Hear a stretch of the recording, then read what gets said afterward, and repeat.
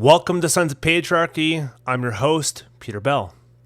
Sons of Patriarchy exists to expose the hidden power structures behind Christian nationalism. Through survivor testimonies, shared storytelling, and honest expert critiques from across the political, theological, and cultural spectrums, we shine light on systems of abuse and authoritarian control principally focused on Doug Wilson of Moscow, Idaho, and the movements he has founded and influenced, as well as across Reformed and conservative churches. Our goal is not just to inform, how did we get here, and what do we do about it, but to spark meaningful conversations in homes, faith communities, and public spaces about what a healthier, freer, and more just society can look like. Together, we can dismantle harmful narratives and build communities of mutual respect and diversity.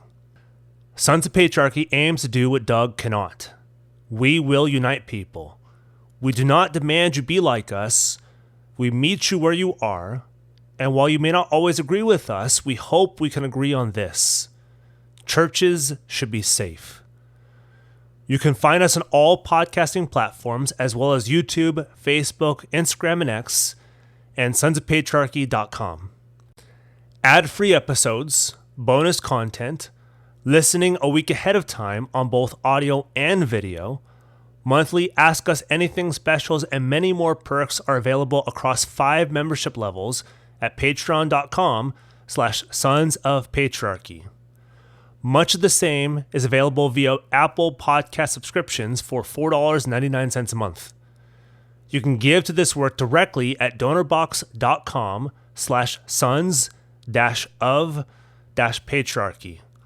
Exclusive Sons of Patriarchy merch is available at sonsofpatriarchy.com/merch.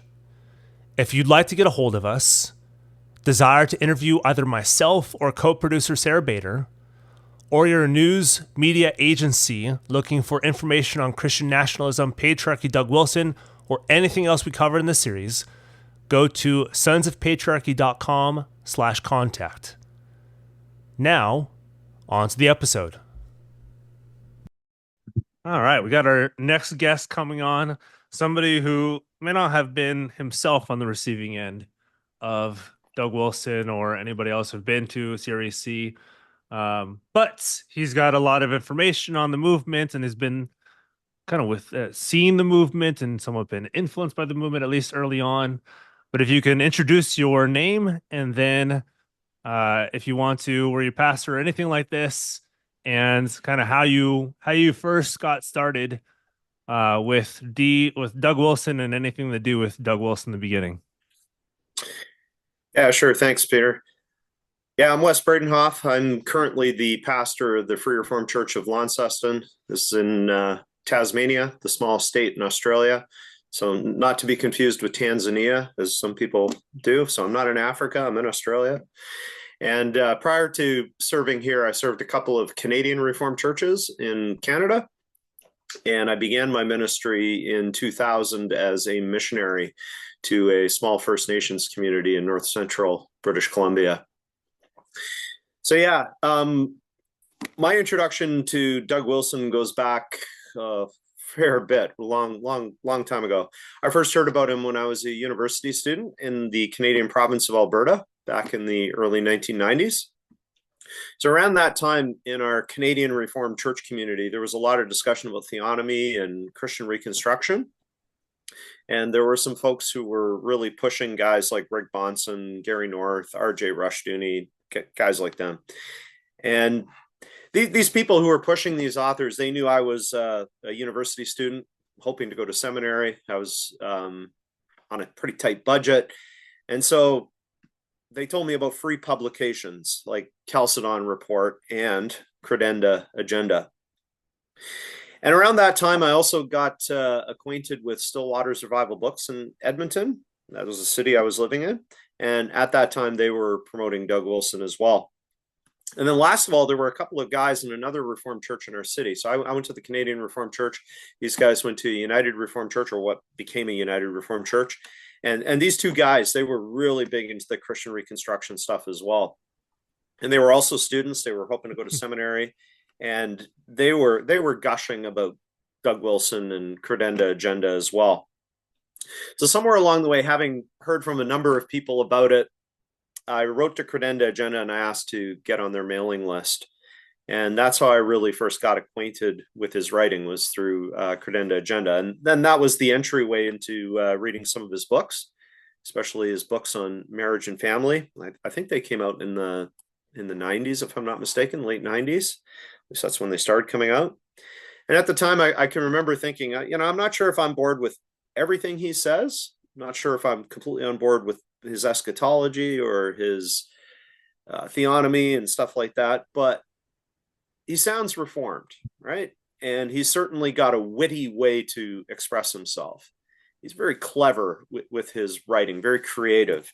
So that kind of made him attractive to me. I was used to a style of writing, let's say in our church periodicals, that was a little bit more stodgy and stuffy and stoic and not very creative at all. So he was a breath of fresh air in that regard.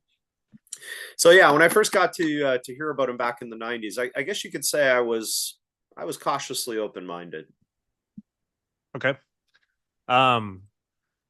We have some big news to share. Sons of Patriarchy will complete its final seasonal episode on January 26th. It's been a wild ride.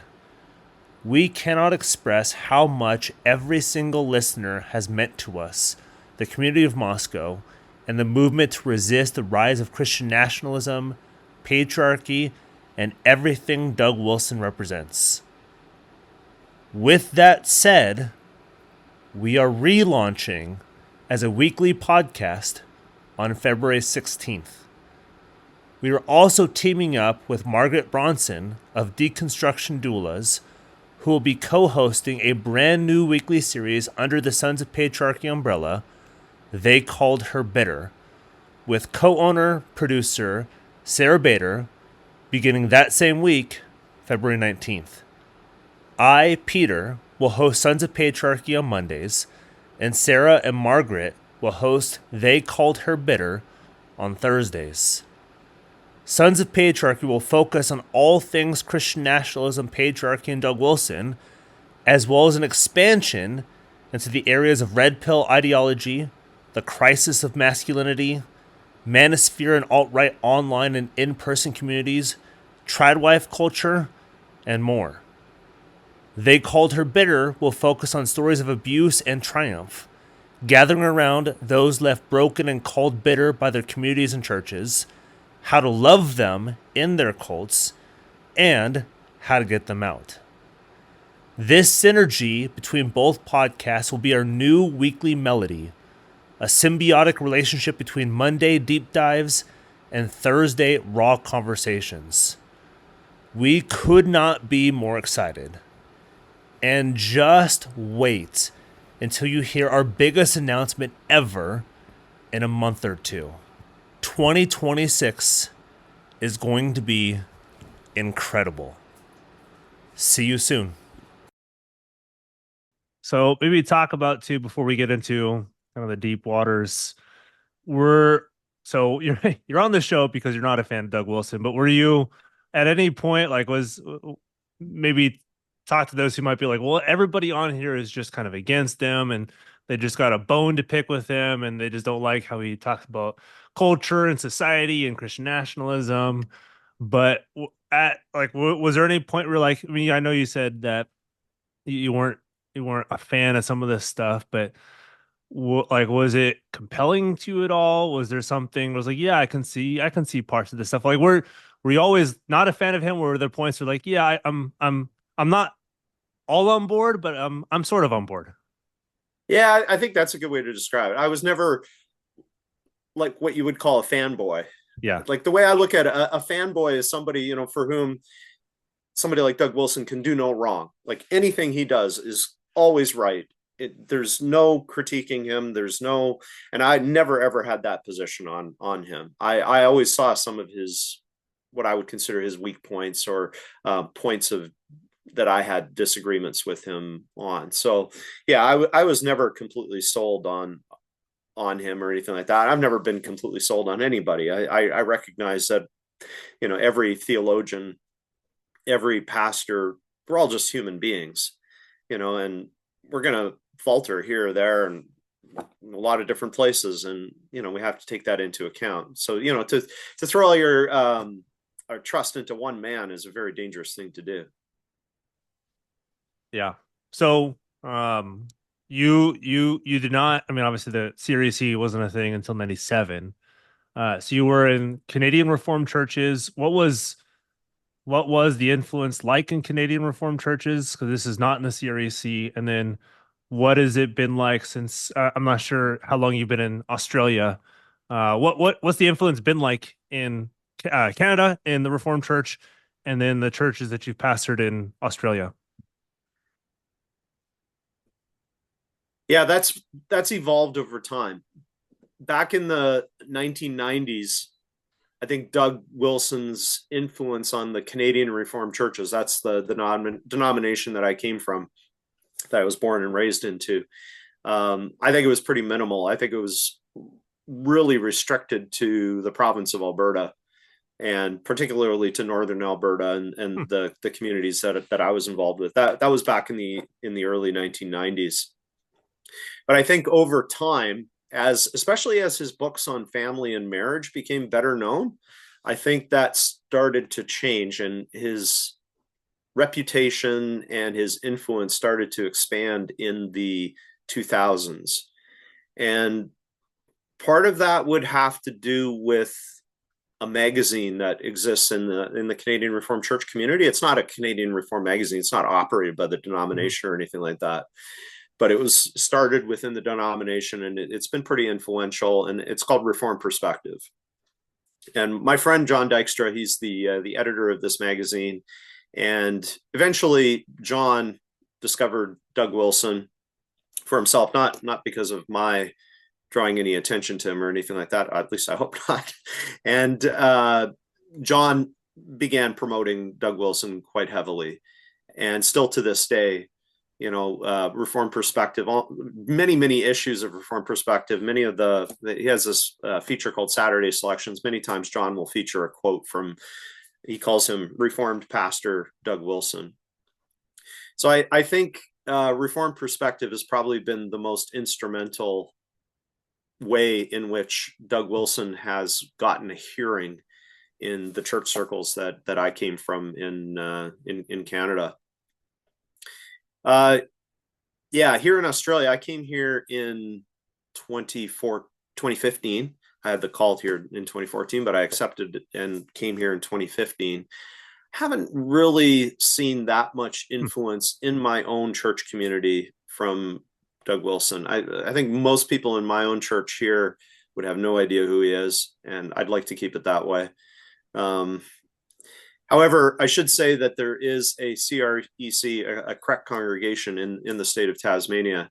So, I mean, it's not as if the ideas are not, his ideas aren't out there and the connections aren't out there. They are, but they're relatively subdued. I mean, Australia is a totally different environment. Canada is what it is, partly because of the proximity to the United States, but here we're on the other side of the world. So if there is any promotion that happens with Doug Wilson, it would be because of people who have connections to the United States. Most recently, Tucker Carlson did that interview with Doug Wilson, and Martin Iles is an Australian political commentator. He was some time ago. He was the CEO of the Australian Christian Lobby, and now he's with Answers in Genesis. I'm not sure if he's actually moved to Kentucky, but he's certainly heavily involved with Answers in Genesis with his fellow Australian Ken Ham. And after that interview with Tucker Carlson, Martin Iles promoted it, and he's got a big audience here in Australia. So Doug Wilson's name gets out there by virtue of that, and his name gets into our church community then as a result of that, because our church community's got these strong connections to the Australian Christian Lobby, and Martin Iles because of his previous connection to the ACL. Got it. I'm curious. This wasn't on my list of questions before, but I remember now you talking about it. You said it was the influence, at least early on, wasn't that widespread in Canada, but it was particularly so in Alberta. Why particularly so in Alberta? I think it was originally because of the popularity, not, I wouldn't say popularity, but the voices promoting theonomy and Christian Reconstruction in Alberta at the time.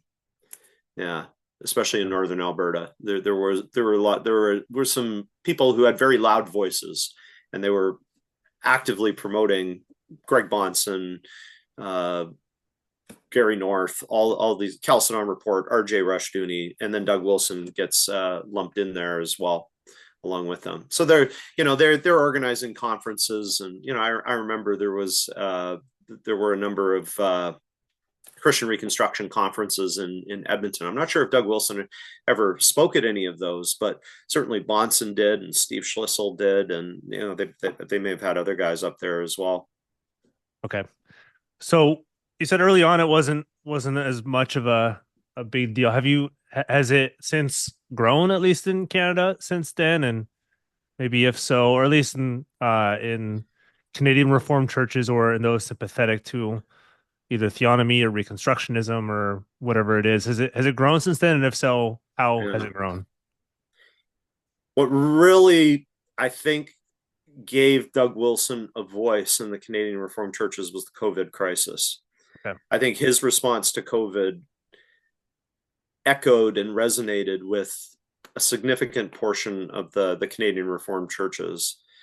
They thought that's what we need to be doing. We need to be standing up like Doug Wilson stands up, and we need to, we can't listen to the government. We have to reject what the government is saying, because the government's trying to rule over the church, and all these different things. So I think after COVID, or during COVID and after COVID, I think that was really the catalyst for his getting much more of a voice in the circles that I've come from. Yeah. Okay.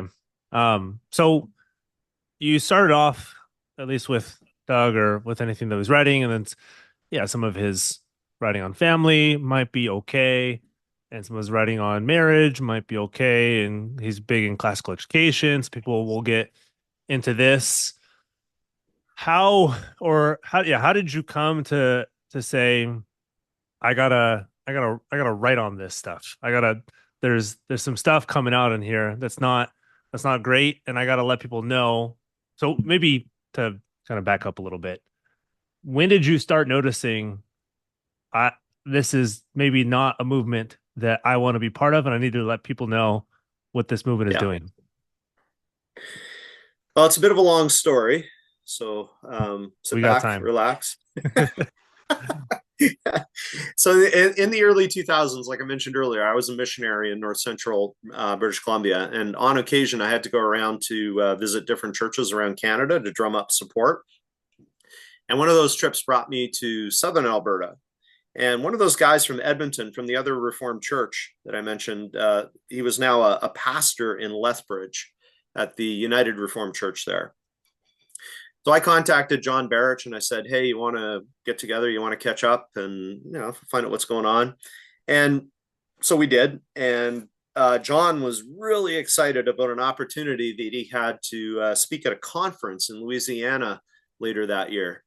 So this was 2002.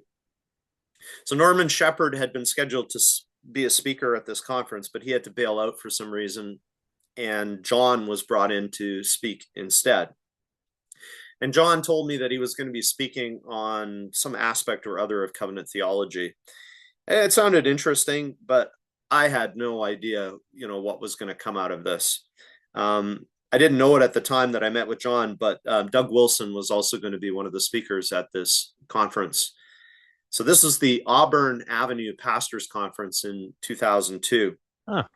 And after the Auburn Avenue Pastors Conference in 2002, this thing known as Federal Vision just suddenly blew up in the Reformed world and got on everybody's radar. Even though I was living virtually at the edge of the earth. Well, it's not quite the edge of the earth, but you can see it from there. I was living in this remote village. We didn't have telephones. We didn't have internet. Still somehow it managed to reach even me at this remote corner. And I was on the Canadian board of Reformation Christian Ministries at the time, and the president was a guy by the name of Jeff Donnan. And Jeff was really keyed into things going on in the Reformed and Presbyterian world. He had all kinds of connections in all kinds of different churches. So he caught wind of this Auburn Avenue conference and this thing called Federal Vision, and he started sending me emails asking me about it and asking me what I thought about it, coming from my particular denominational background. So we didn't have the internet at home, but whenever we'd go to town, I'd collect my emails and then read them at home and then send replies the next time we came into town. Now, again, with this whole Federal Vision stuff, initially, I was open-minded to some aspects of what I was hearing. I wasn't on board with the post-millennial stuff, wasn't on board at all with the Pido-Communion angle of it.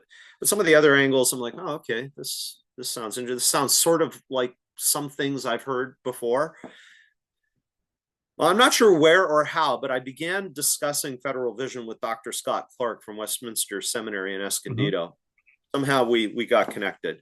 And Scott was really instrumental in helping me see that Federal Vision theology was a serious problem from a confessionally reformed perspective. Now, going back to Doug Wilson, since Doug Wilson eventually signed the joint Federal Vision statement, that meant that I was seeing that there were serious theological problems with him. And I wrote a booklet warning people in my denomination about Federal Vision. And when I wrote that booklet, I think it was called Federal Vision, a Canadian Reformed Pastor's Perspective, he was briefly mentioned in it. I didn't spend a lot of time on Doug Wilson, tended to spend a lot more time on the other guys, but he's certainly in there. Now, after my service as a missionary, I went on to serve a Reformed church in the Vancouver area in the Lower Mainland of British Columbia. And that's where I started teaching apologetics to young people. And I was on the lookout for working illustrations of Reformed apologetics. Now, there was an article from Credenda Agenda called Rethinking Milk Buying by Douglas Jones. And I'd been using that article for the initial few times that I was teaching apologetics. I also tried to use the great debate between Greg Bahnsen and Gordon Stein, but it's a very long debate. It was on a cassette tape. It's really hard to get young people to listen to a philosophical debate for 3 hours. So besides this, this stuff, this article by Douglas Jones and this great debate with Greg Bahnsen, there wasn't a lot of stuff out there. So in 2009, when Doug Wilson did Collision with Christopher Hitchens, and I watched it, I was like, this is it. This is what I need. I was really impressed. Now, again, with Doug Wilson and how he did in Collision, how he spoke and expressed himself, again, I had some reservations. I wasn't totally on board with everything he said. He was crude at one point. His eschatology factored into some of the things that he was saying with Christopher Hitchens. And, so I recognize that you have to be still discerning with it. I'd always add a few words of explanation whenever I would show it.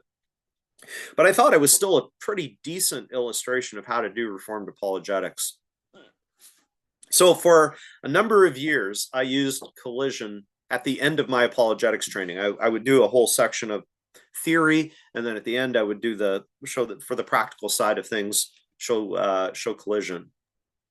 So I knew that Doug Wilson had some theological problems also with Federal Vision, but I thought we could cut through the noise and still use them, particularly since no one else had come up with anything better up to that point.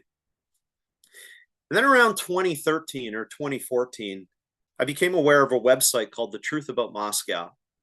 And I had a look at the documents there. I must have spent hours going through all the primary source documents that they had collected. And they were raising a lot of issues with Doug Wilson and Christ Church, especially around the matter of abuse. And that's something that's always really resonated with me. Try to be a strong advocate for victims of abuse. Part of that's my own family history. My mother was sexually abused as a child. It was part of, I think, what led her to take her own life in 2002. So, when I read this stuff about Doug Wilson in Christchurch, and how they were handling abuse cases, that really started to raise the alarm bells with me. But I wasn't sure about the source of these documents. I wasn't completely confident, that all this material was 100% legit, that it was all 100% reliable. Possibly there's another side to the story. I think it's important to try and be as fair as you possibly can. In my mind, I thought maybe this is just some individual who's got a vendetta or something like that. Maybe that's all this is. But I'm still my alarm level, my concern level is definitely rising as a result of this. But when the Examining Doug Wilson in Christchurch Facebook page started a few years after that, I think that was really the final straw for me. That's when I finally began to take those claims a lot more seriously, because now I was hearing a multitude of voices, right? People who had been in Christchurch, people who had saw the things that had gone down with the Sittler case and all the rest of that. And I could see that there was real substance behind the concerns over Doug Wilson. Now we're not just talking about theology, we're talking about the various abuse cases. And when he wrote a book about a sex robot, man, that was like, that finally did it for me. Like, I just like, what was he thinking? Like, couldn't somebody say to him, Doug, this is not a good idea to write a book about a sex robot? But there he does. He went and he did it. And at that point, I was completely done with him. At that point, I concluded that anything good he might have to offer, whether it's on apologetics or whatever else, it doesn't outweigh the serious theological and other concerns that I have with him. So that's where I ended up. Okay. So this is where your concern was raised to its highest level, from the beginning of Auburn Avenue, and we'll be having more conversations with others about the Auburn Avenue conference and more recent happenings from those who were signers of the Federal Vision movement, who've had a history of saying, no, we don't believe this anymore, but then have very, very, very recently said, no, this is exactly what we believe. And we do reject imputation of active righteousness. And we do reject the covenant of works, even though they won't say it as much, but this is still stuff that they do reject. Right. So now that all this stuff has come out and you have seen the light, as it were, and said, this is not something I can sign on to, not even something I could say like, oh, it's some good, some bad. It's like, no, I can't take any of this. What happened? What'd you do? What questions you start raising? You have a series of articles that kind of popped off. So can you talk about what did you do when your ire was raised and your antenna for horrible theology, abuse, everything else, when that was raised? Yeah, when I wrote my booklet about Federal Vision and Doug was mentioned in it, there was no response from anyone, which was kind of surprising to me. I thought that perhaps that might poke someone, but it didn't. And after that, I just dribbled out some little points about Doug Wilson from time to time on social media. But when I started sharing stuff from Examining Doug Wilson in Christchurch, their Facebook page, there was a little bit of pushback from his supporters in my denomination back in Canada and a few others. And again, that was before COVID. So I think COVID really changed people's perspective on Doug Wilson. I think COVID really made him into, I don't know, not a martyr maybe, but more of a hero. Like, he was the voice that was not in our own denomination, especially because, a lot of the ministers, not all of them, but most of them took more of a pro-government approach to COVID, whereas Doug was a very anti-government approach, and some of these people they looked up to him for that. So I started sharing stuff from examining Doug Wilson Christchurch, and there's a little bit of pushback. Then after COVID, starting to get a little more pushback. Then I reviewed a couple of books related to Doug Wilson, and one was Crawford Gribben's Survival and Resistance in Evangelical America, and Stephen Wolfe's The Case for Christian Nationalism, which was published by Canon Press. So I gave Gribben a pretty favorable review. I thought it was a very good survey of the issues in the Pacific Northwest, especially connecting Christian Reconstruction and what you see going on with Doug Wilson and Christchurch. But Wolfe's book, I definitely did not give a positive review. And I made sure to mention at the very beginning of that review that Doug Wilson thought it was a wonderful book. And well, he published it, so I imagine that he stands behind it. But in both those cases, again, when I published those reviews, they were first published in our denominational magazine back in Canada called Clarion, and then I published them on my blog as well. And again, there was really no pushback. I don't think anyone in his camp took notice. Then in mid-2023, I published a 3-part series on my blog, and the series was Doug Wilson, the Good, the Bad, and the Ugly. So 3 parts, good, bad, ugly.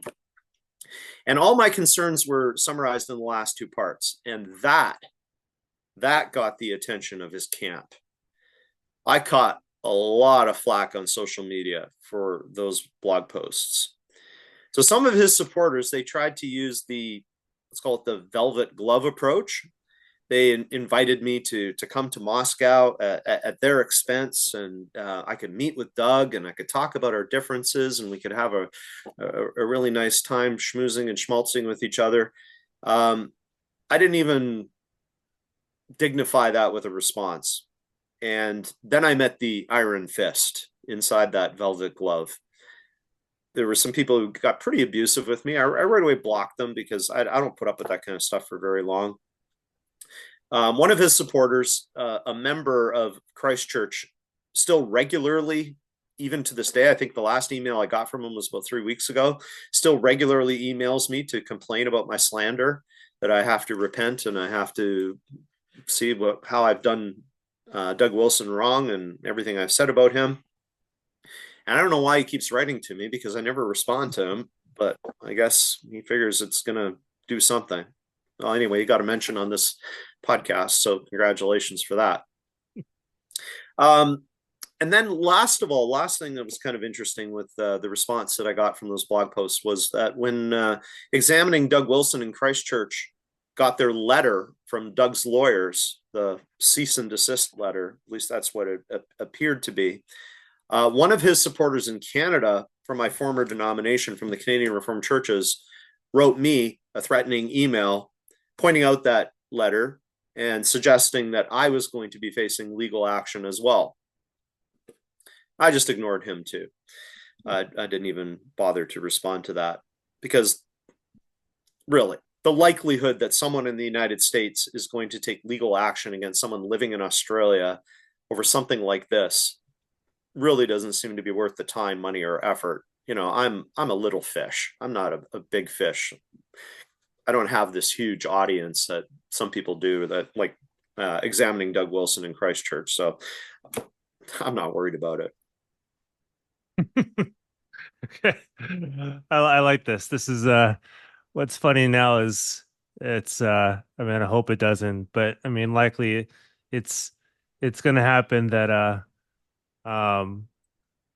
that we'll all get more flack for this stuff after this whole series comes out. So yeah, maybe as a as a minister, seeing the stuff that Doug Wilson does as an ostensible minister, and the reaction you get as a minister pointing out what another minister does that does not seem fitting of the office. What do you make of that? I think it's helpful having a pastor minister's perspective on another pastor minister who's speaking like this, whose followers react in the way they do.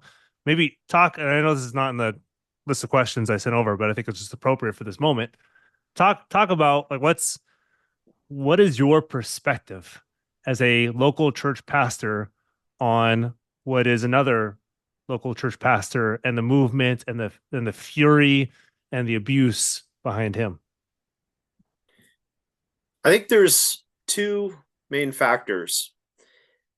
Number one is the whole idea of celebrity pastors that exists broadly in American Christianity, and that spills over into other parts of the world as well.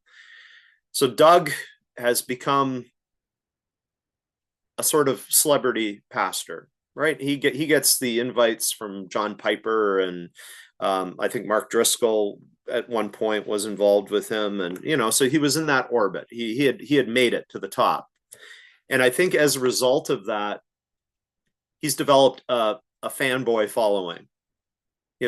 There are people. I remember this happening with Mark Driscoll too, back because I was a pastor in British Columbia and in Vancouver, in the Vancouver area when Mark Driscoll was on the ascendancy, and I can remember having discussions with young people in our churches at that time, and I was raising concerns about Mark Driscoll and some of the things that he was saying, particularly about how he was once he was done with Mars Hill, there would be a line of corpses behind the bus, because if you're not going to get on the bus, you're going to be under the bus.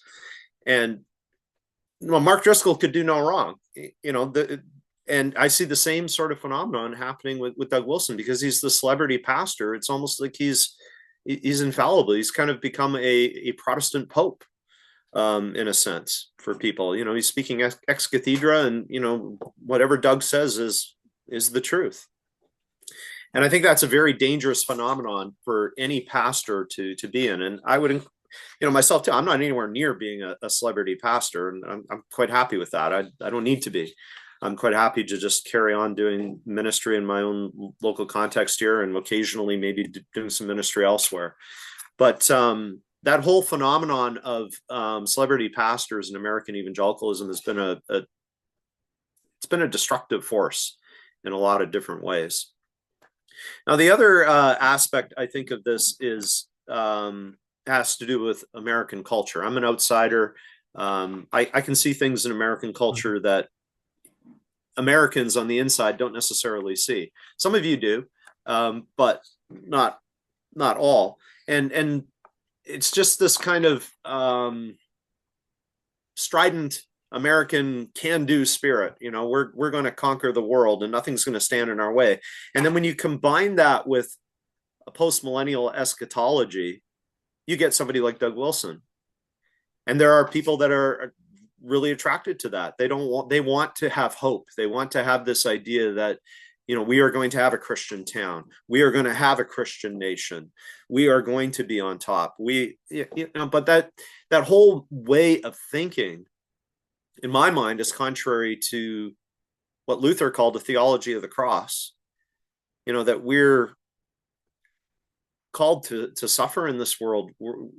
That's what we should be expecting. We shouldn't expect to be on top of the culture, on top of the government, on top of everything. If we're united to Christ, we should expect that it is, as Paul said, I think it's in Acts 14, it is through many tribulations that we must enter the kingdom of God. And I think many Reformed Christians have lost sight of that. I think their attraction to Christian nationalism, it combines this cultural phenomenon with an errant, not an inerrant, but an errant eschatology of postmillennialism, where everything is going to get better until we have a grand Christian golden age before the return of Christ. Yeah, that's good. I'm going to ask one more question before some concluding questions and your concluding thoughts as well. And I think this is helpful, especially since this is something that since from your mom, and if there's some information and some details that you don't want to get to, that's totally and completely fine. But I'm thinking too, at least in the Doug Wilson kind of Moscow context, we're living in this feminized world and everything so driven towards women and men are the ones who are kind of under the ire, they're under the judgment. Like men can't do anything right. Women are the one who are doing all things right. And so like we gotta turn this script. And if that means some women get hurt, that means some women get hurt. It's not because we're abusing them necessarily. It's just they've been treated so well and we gotta change it on them. So again, as a pastor, what's your I know this can get heated, but how would you speak to somebody whom may think this, like the female submission under anything doesn't matter?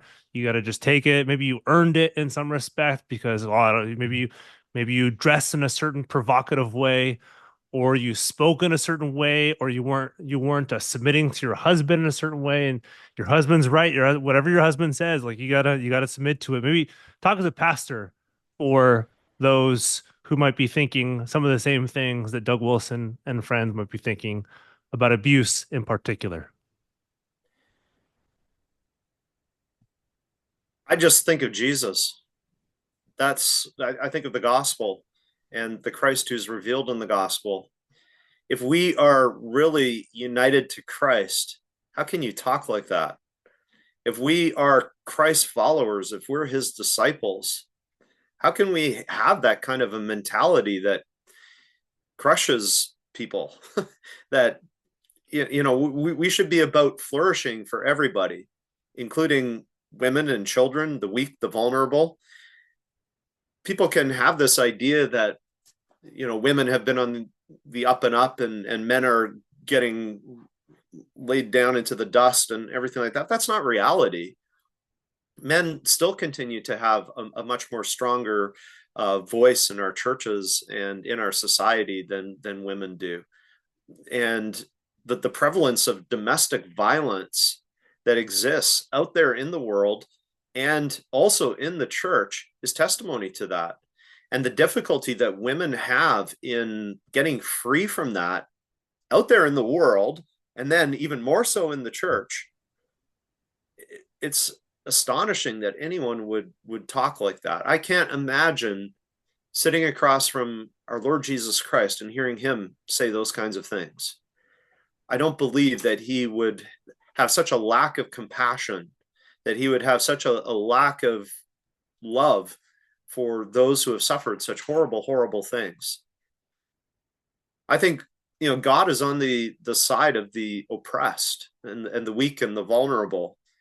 And the weightier matters of the law are mercy and justice. And those are the things that we as Christians ought to really be passionate about, that we should really care about. I'm always surprised that more people aren't advocating for abuse victims, and more people aren't advocating against domestic violence. And I don't understand. It tears me up. It breaks my heart that I often seem to be a lone voice in my circles. Yeah. And just in Reformed and Presbyterian circles in general, that there aren't more pastors who are willing to stand up and say, enough of this. Women are not objects. Women are human beings. They're fellow image bearers. We have to respect them. And we have to do what we can to protect them and to protect children as well. So, yeah, I'd just bring it back to Christ all the time, and think of the issue in terms of our union with him and our discipleship with him. How do those things shape this? And I think that too often that's what's really been missing from this conversation. Yeah. A hearty amen for me on all of that stuff. It's my goodness. If there's anybody who should be fighting for the uplifting of the oppressed, and not saying oppressed and women are the same thing, but of the oppressed, of women, of orphans, of children, of the poor, of domestic abuse victims, if it should be anybody, it's a freaking church who should be the ones who are on their side. And it's so often the opposite, that the church is like, well, I guess they deserved it. And it's like, are you kidding me? Right. Which that seems to be the message we get from the Doug Wilson camp for whatever reason. Maybe we'll have your 3-part series your blogs, but also your booklet. We'll have those linked in the show notes. Um, what maybe if you can just summarize like what is the good, what is the bad, what is the ugly, and then we'll get into our concluding questions. So what because we this is a hit piece to be sure on Wilson, and we're trying to expose everything we possibly can on Wilson, but we also want to be fair and saying the stuff we agree on, but there's so much more stuff that we disagree on. So yeah, good. What we just summarize good, bad, and the ugly on Wilson.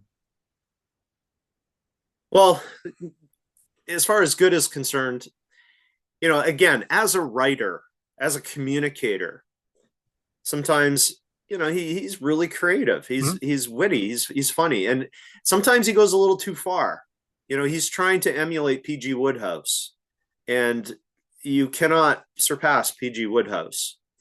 Maybe you can take some cues from him. You can, but you're not P.G. Wodehouse, Doug. But he does have his own gifts. I think the written word comes quickly and easily to him, and he could use those gifts in great ways for the kingdom of God if they were directed in the right way. So there's that aspect of his ministry that I think you can say something good about. There's also the fact that a lot of his political positions are correct. For example, he's anti-abortion. Well, so am I, absolutely, and I think that goes hand in hand with being against oppression and violence and caring about the weightier matters of the law, mercy and justice. That pro-life is included with that. So we're on the same page with regard to that. And broadly speaking, there's a kind of a Calvinistic direction in his theology. Whether he's actually consistent in carrying that through in every area of theology is another matter altogether. But at least on paper, he claims to be, to use a term that I'm not totally happy with, a 5-point Calvinist, right? So we'll give him that as well, even though the question of consistency is one that is legitimately raised as well. So I think those are some of the good things that we can speak about. Now, when it comes to the bad, in my blog post on the bad, I really went on about the theological issues that I have with him. And that would have to do with federal vision. That would have to do with the doctrine of justification.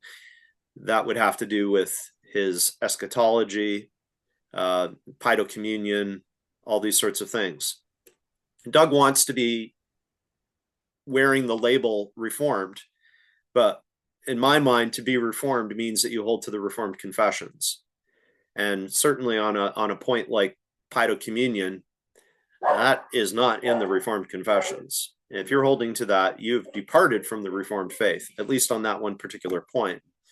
And I think the argument could be made, especially on the doctrine of justification too, that at the very least, Doug has been unclear on the doctrine of justification. I think there are instances where he has expressed himself in a most unfortunate way that would lead you to believe that he is heterodox in his teaching on justification.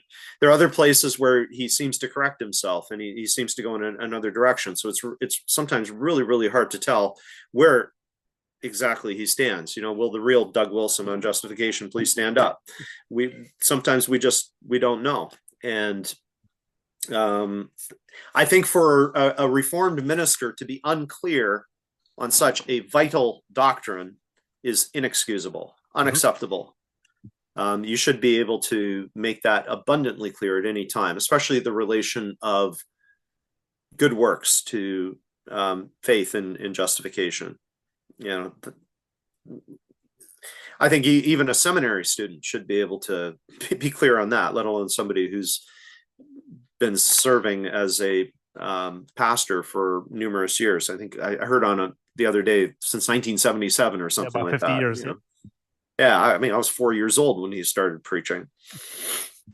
So, and then when it comes to the ugly really has to do with how these various abuse cases have been handled, or I should say mishandled, in Christchurch and in Moscow.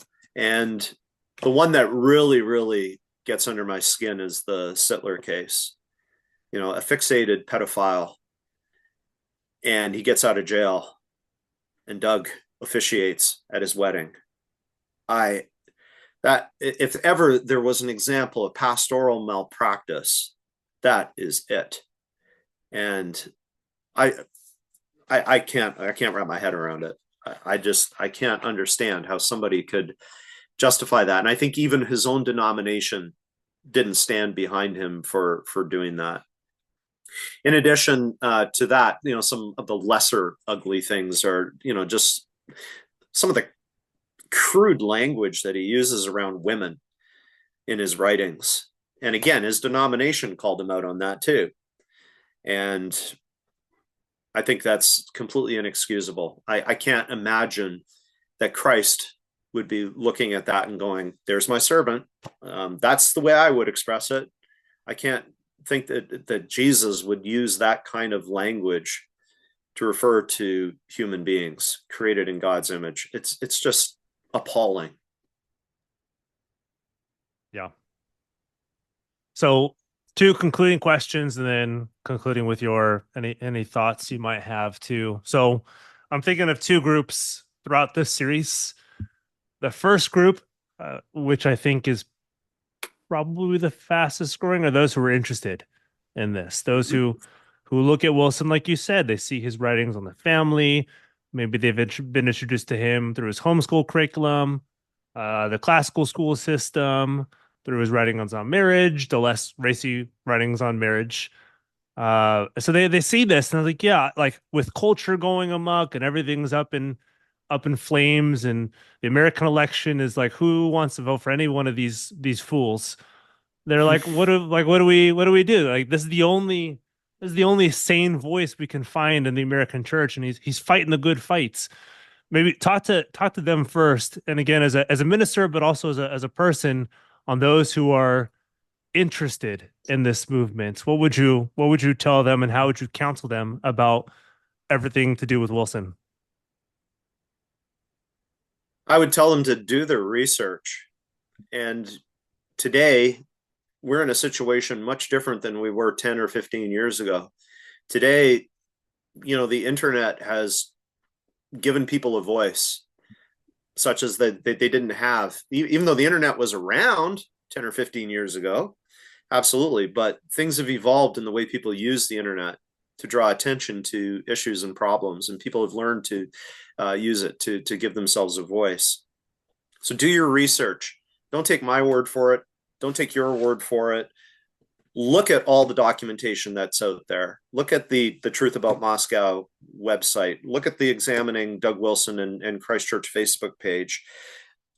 Dig, and dig deep. Don't just dig superficially. Go deep into the matters that are at stake here. And when people do that, I'm convinced that they'll reach the same conclusion that I have, that Doug Wilson is not what he seems to be. He's not a Reformed pastor. He's a wolf in sheep's clothing. Amen. Yeah, I agree wholeheartedly. The second group, for those who are in the movement, for those who've got a Series C pastor, or maybe Doug Wilson's their pastor, and maybe they're looking at the abuse cases, they're questioning theology, they're reading the Heidelberg, the Belgic, the Westminster Larger, Shorter, the Confession, they're reading Cans of Dort, and they're like, I can't sign on to all this stuff. I'm here already, though. Maybe I'll just kind of throw away the bone, or throw away the meat and just eat the bones, or just we'll talk about this at home. We like him because he's fighting culture.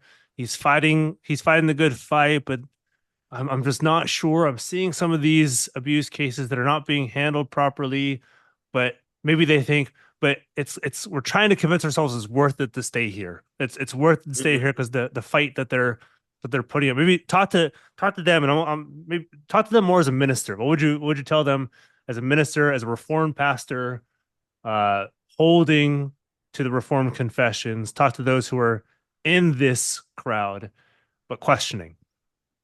Yeah. At this point, I'm warning everyone I can about Doug Wilson, right? I'm taking off the gloves. We're not going to dilly-dally around anymore. In my view, he is sub-reformed. That makes him unreliable theologically. You can't be sure that what's going to come out of his mouth is going to be something edifying. You can't be sure that what's going to come out of his keyboard is going to be something edifying. He doesn't see, I don't know if he has any accountability. If he has a system of accountability in place, it's pretty weak. Because I know if I were to say some of the things that Doug Wilson has said, if I were to write some of the things that he has written, my elders would be calling me up on the carpet about it. But he seems to be unaccountable to anyone. And that is a very dangerous situation to be in as a church member. When you have a pastor who does not have any apparent level of accountability, he can just about do anything. And everybody just has to live with it.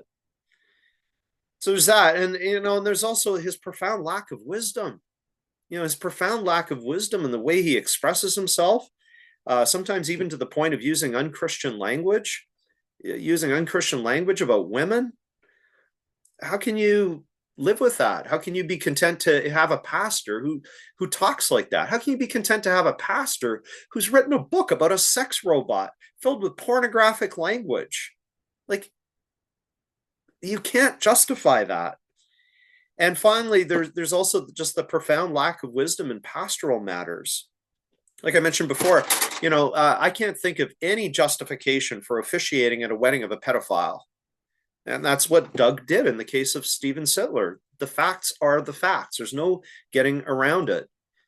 And Stephen Sittler got married, and then they had a baby together.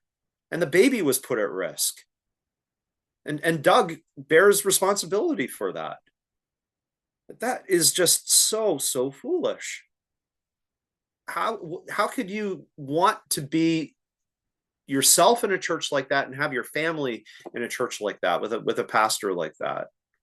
You've got to have second thoughts about this. Yeah.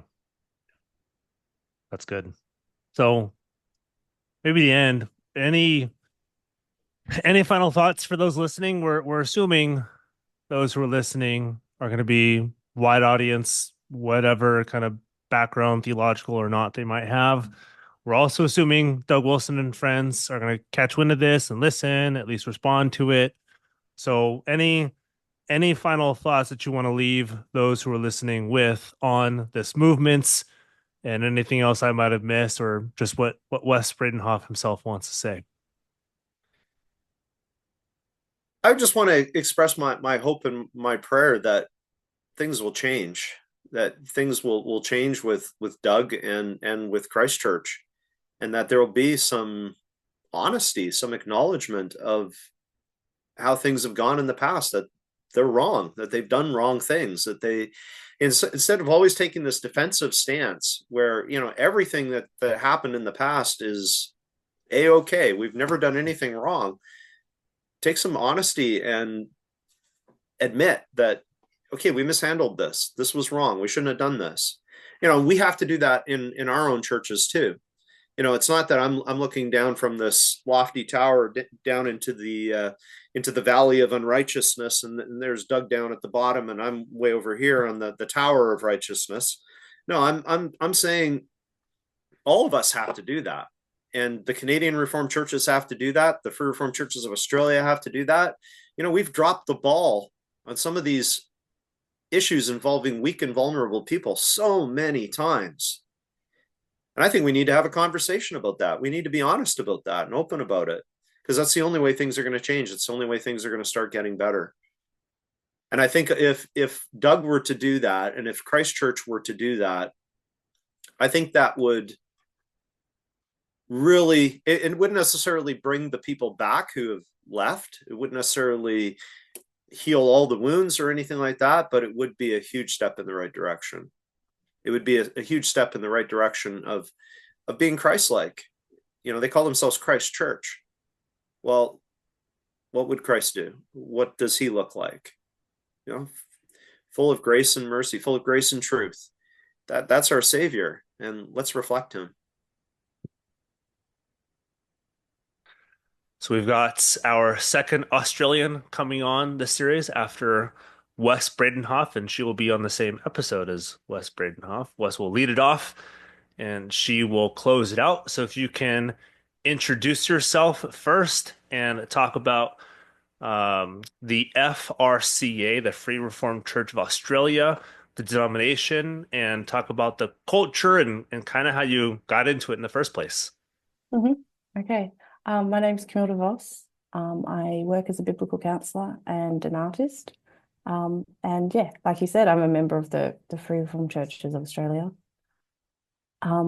It's really hard to know how to talk about something that you're born into.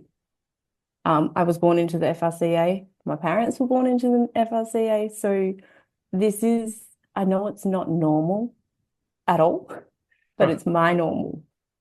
So it's actually like when I was thinking about this, it's hard to know how to explain it to somebody who's from the outside because you've always been on the inside.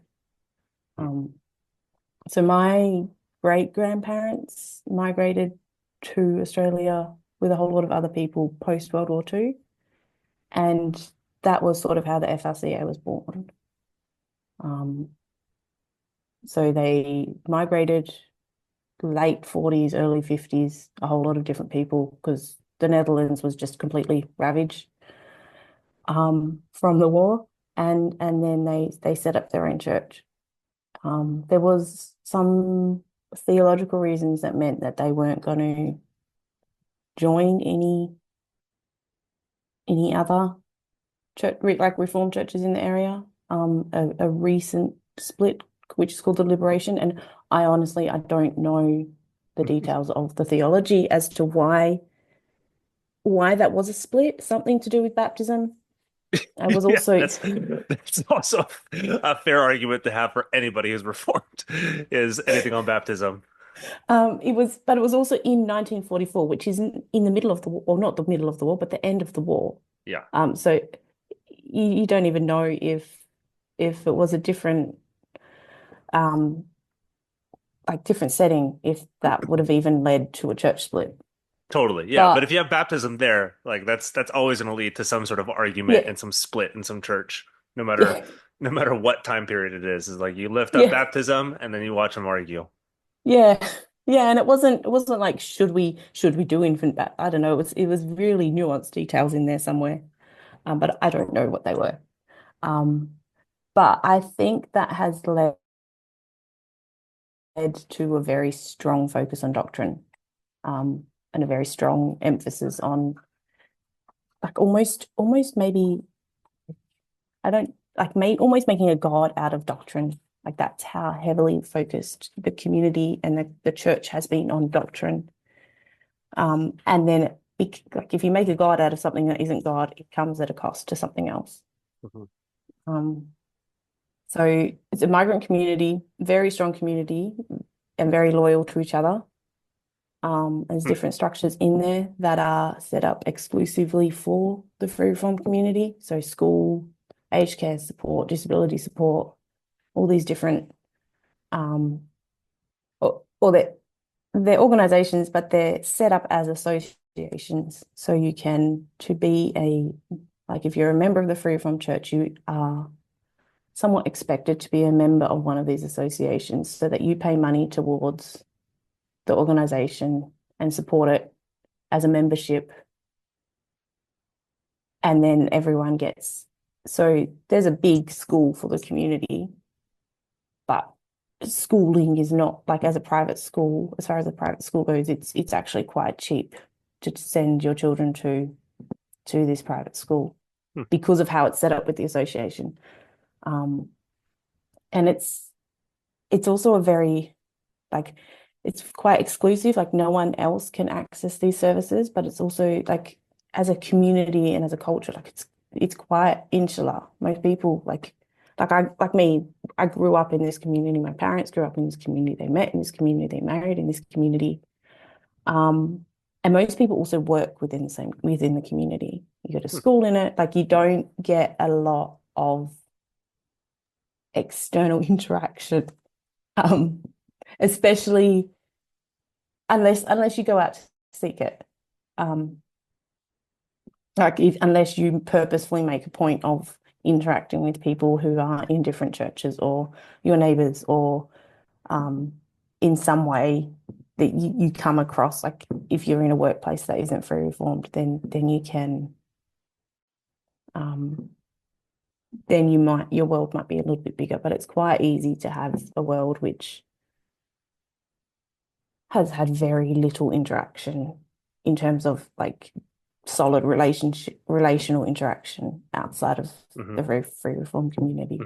And yeah, most people work within the community and then will marry someone from the community and start their own family.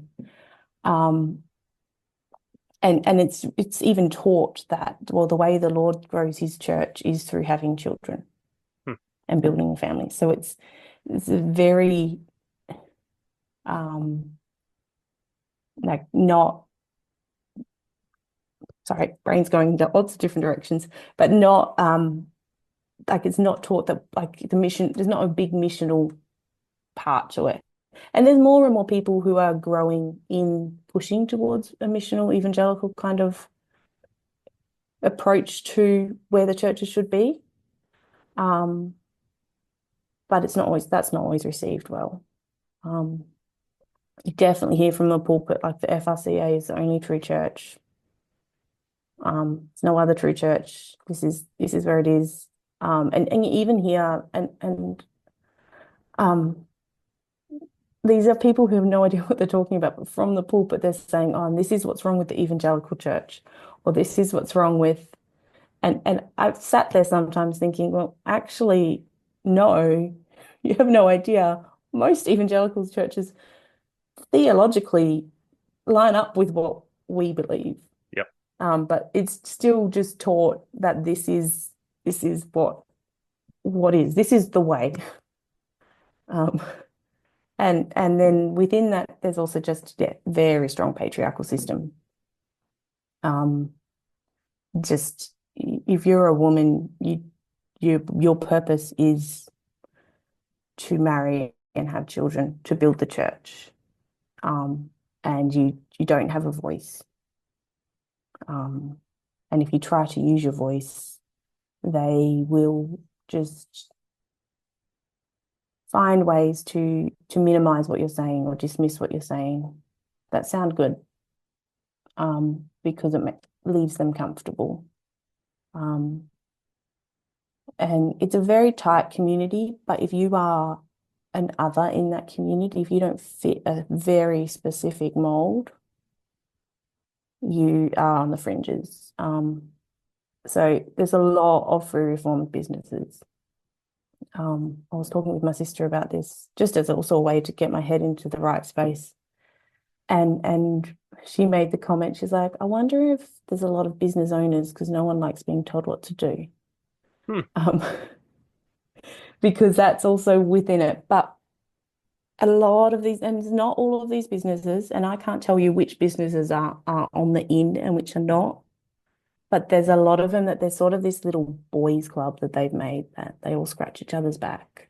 And it's known that their business practices are not quite ethical.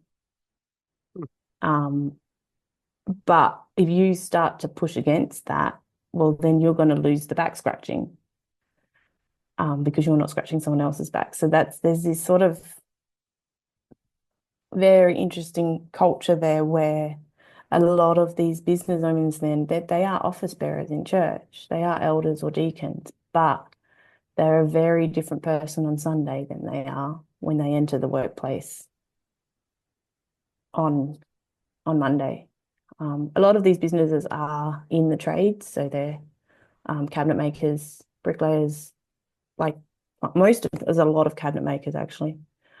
So but they're a lot of them are in a trade, for some reason. Um, and so there's a lot of supporting each other, but only when you fit the mold. And if you don't fit the mold, you don't get the support. But also, if you stick your head out in any way, there's incredible pushback. Um, yeah. And then I also like historically in the community, there's been some really horrible interpersonal disputes, but no one speaks about them. Like you just know, like I know of something that happened to my great grandfather where he was accused of really horrible, nasty things that weren't true, but he never spoke of them. He took them to his grave, and no one else really speaks of them. And I think those patterns repeat themselves because there's so much minimizing and dismissing and silencing in in in all parts of interpersonal relationships. And then when you start paying attention to like anything relating to abuse, the pattern's all there already. Um, yeah. So that's mostly what I have about the community. I don't know if I've given a good explanation. No, Um, that was phenomenal. The whole way you were describing it. Um, I mean, you could replace Australia or the Free Reformed Church of Australia with the CREC. Like yeah. it just sounded so similar, which is as you're Oh, describing this is like, am I sure Camille lives in Australia and not in Moscow, Idaho? Because this sounds exactly the same. yeah. I have really had that like listening to different episodes on the CREC, and even when I first found out about Moscow through Sarah Stankov's book, Disobedient Women, Mhm. I went on the biggest rabbit hole because I was like, Okay. it's like copy and paste. Well, not quite. There's certain things like we don't have like say Christian nationalism or our racism's not as obvious. Um, but it still is um it's there's so many similarities and it really just took me on such a big rabbit hole when I first found out about the CREC and what it looked like. And I was like, what is this? Yeah, yeah. That is incredibly interesting. So now that we've talked about both Moscow and the Free Reformed Church of Australia, which Hmm. those sound similar to me, and as you described this, how did you first come into contact with Doug Wilson? And not personally, obviously, but Hmm. through his Hmm. ideas or books or what may be. Yeah. I I don't really know. I think it's always kind of he's been somebody that people read and access as a resource for a long time. I was talking I found out recently my parents read his book on marriage 30 something years ago. Um, and so I know it's there, and I know there's people whose families are structured off how he says you should run your family. Uh, Run your family. I suppose that is how he talks. Hmm. Um, even though that's not how you should have a family. Um, and his books, I think, like if you looked at the bookshelves of a free reformed person, it's very likely that there would be some of his books on their shelf. Um, and all of those similarities, they're there. And but I can't tell you, like it's sort of like it's in the walls, it's in the culture.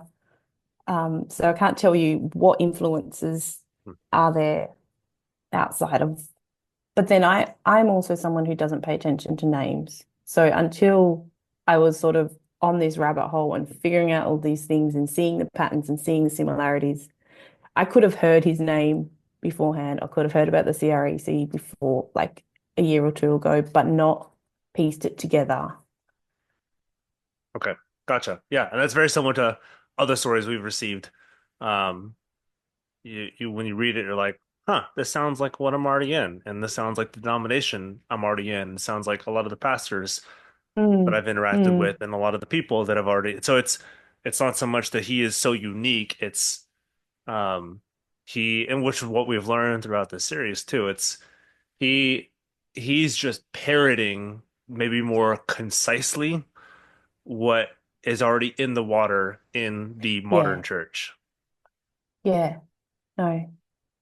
Because there is definitely like before he became big, so these patterns were already there in like definitely in the free reform churches, but I think elsewhere too. Yep. Yep. Um, yeah, Yeah. just part of who Doug Wilson is, I suppose. He has also then, like you say, parroting that, like that's part of how he has used that to grow his influence. Yeah.